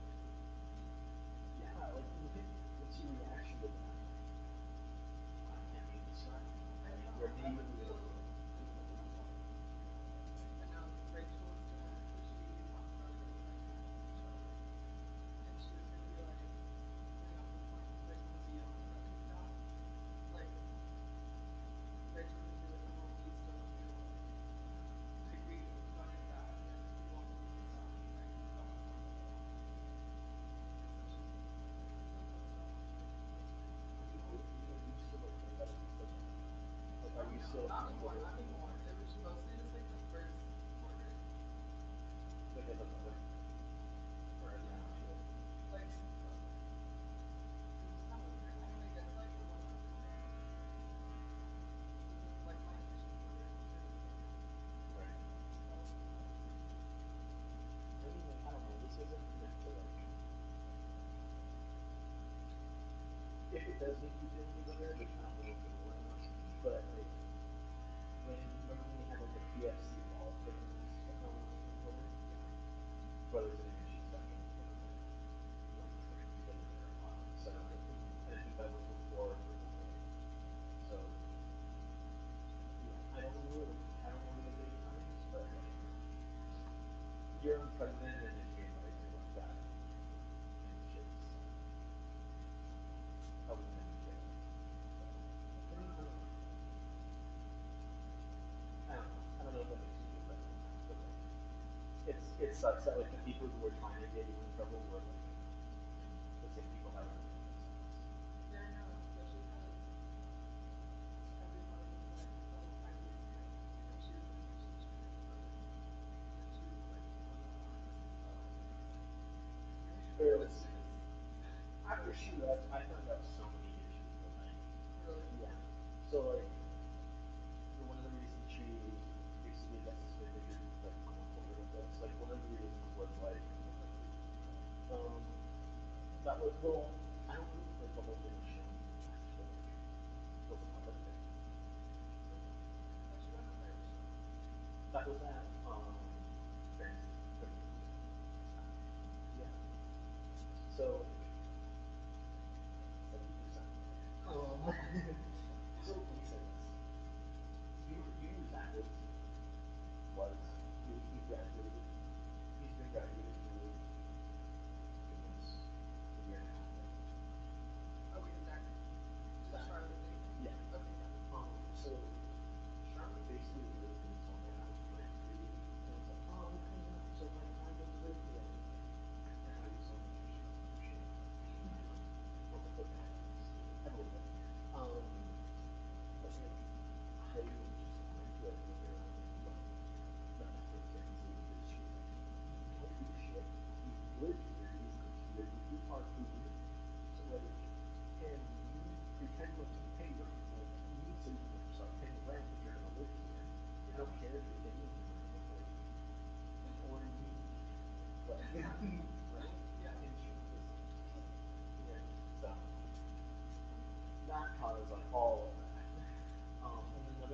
which is like, which that was not a good enough reason to like kick hiding out or just basic, right? That itself. But Jackson was telling me that like when we were at my house, when I got to my house with the stuff, Dad like came late because he had a pipe fit thing he had to, and hiding like walked through the door and I just fucking like across the face and Dad laughed. Yeah. And Dad was like, what the fuck? And I just kind of ran off. And my dad was like, he was like, look, I'm not gonna say anything for that. I'm not gonna say anything for that. So that was a good thing. The whole thing was right. That's, I mean, Heidi was. Charlotte, yeah, Heidi was well, so I got things. Like, that's a personal thing. Like, I get it between brothers and everything. So. Someone who have a partner that really look, I understand that, but I don't know. Like, everybody knew that like this was gonna blow up because previous shit. Like, if you don't know what happened, like, I'm not gonna get into this. Well, like, there was something that happened that happened with Charlotte both members, but again, that's not fair. But like, everybody that I talked to, at least, that knew the previous situation, I'm sorry, I don't want to keep it vague, like, knew this was going to Charlotte. Like, when she started doing that. Yeah, and just like, was not a, was not very important.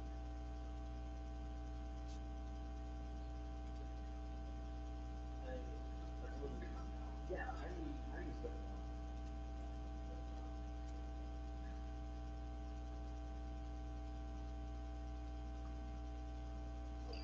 All I know is Charlotte's graduating this year, but apparently she's sticking around in Santa Barbara. I don't know why. She doesn't really like it. She doesn't have a job like that. Well, I mean, like, she has like student positions, but like, I don't think we can work with them. So I'm not graduating. So, I don't know. She's a contractor, but she's only in college. She's not a student, which is why she didn't graduate. Always been really good. Like, normally if you're a college, you're like, you do something else. You know what I mean? If you're double major, you're double minor or something. She's, as far as I know, she's only doing one college. Just a kid. But, I mean, if that's what she wants to do. I don't have anything to say about it. But yeah, dude. That's the thing about it, is that like, it's nice in that like you can kind of figure out what you want to do as you like take classes. You're like, oh, advertising sounds cool, maybe I don't need it. You know what I mean? And like you do like a business administration, like that sounds fun, keep doing it. But like you do something else because what is that? Like everybody who's in comm recognizes like it's not doesn't mean anything.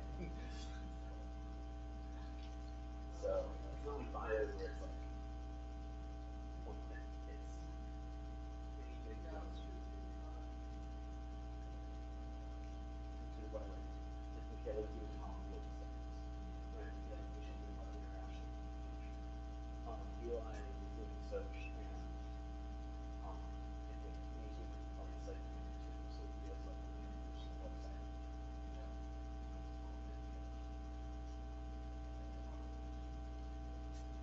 Well, I mean, Eli started doing it a year or two. He was like, that shit.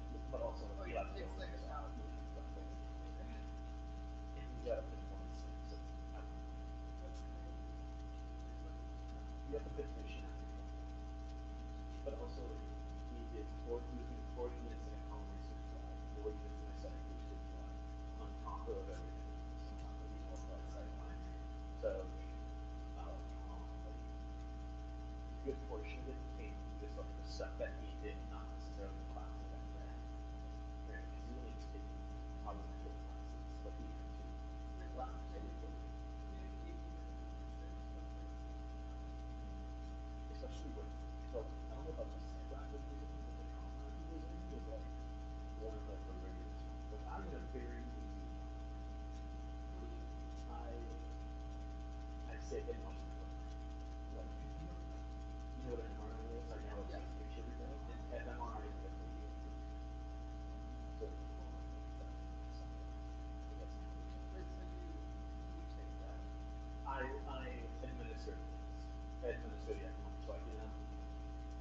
here, you know, here's your gown, please, you know, please don't allow metal. Is that here? It's in the center. The light bulbs are and I haven't forgotten like the 2 months to explain that. I'm gonna end up doing it for your I have you on train. Oh. So do you just saw this night? Yeah. I think I'm gonna up it. So if this if like if this is 2 units, like Wait, is that supposed to be 20 hours a week? yeah. It's 5 weeks per hour. Okay, we should do that. I know. That was so I hope to be a triple major where sunny, calm, and but then check out other houses. Exactly. But other one has research labs. And you got your backpack.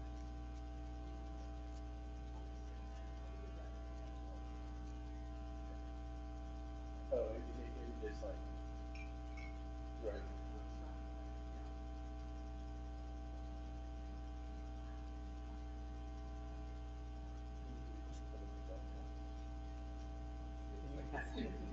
Oh my god, there's actually Like the gel, yeah.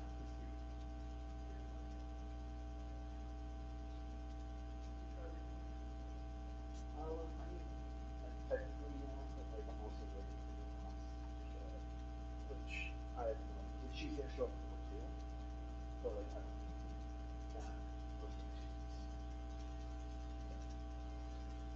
And she's going.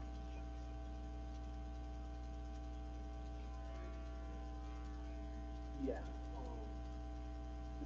So you know like did you know research for me was like even the first year one of the first like campuses to have a trauma center, which single one.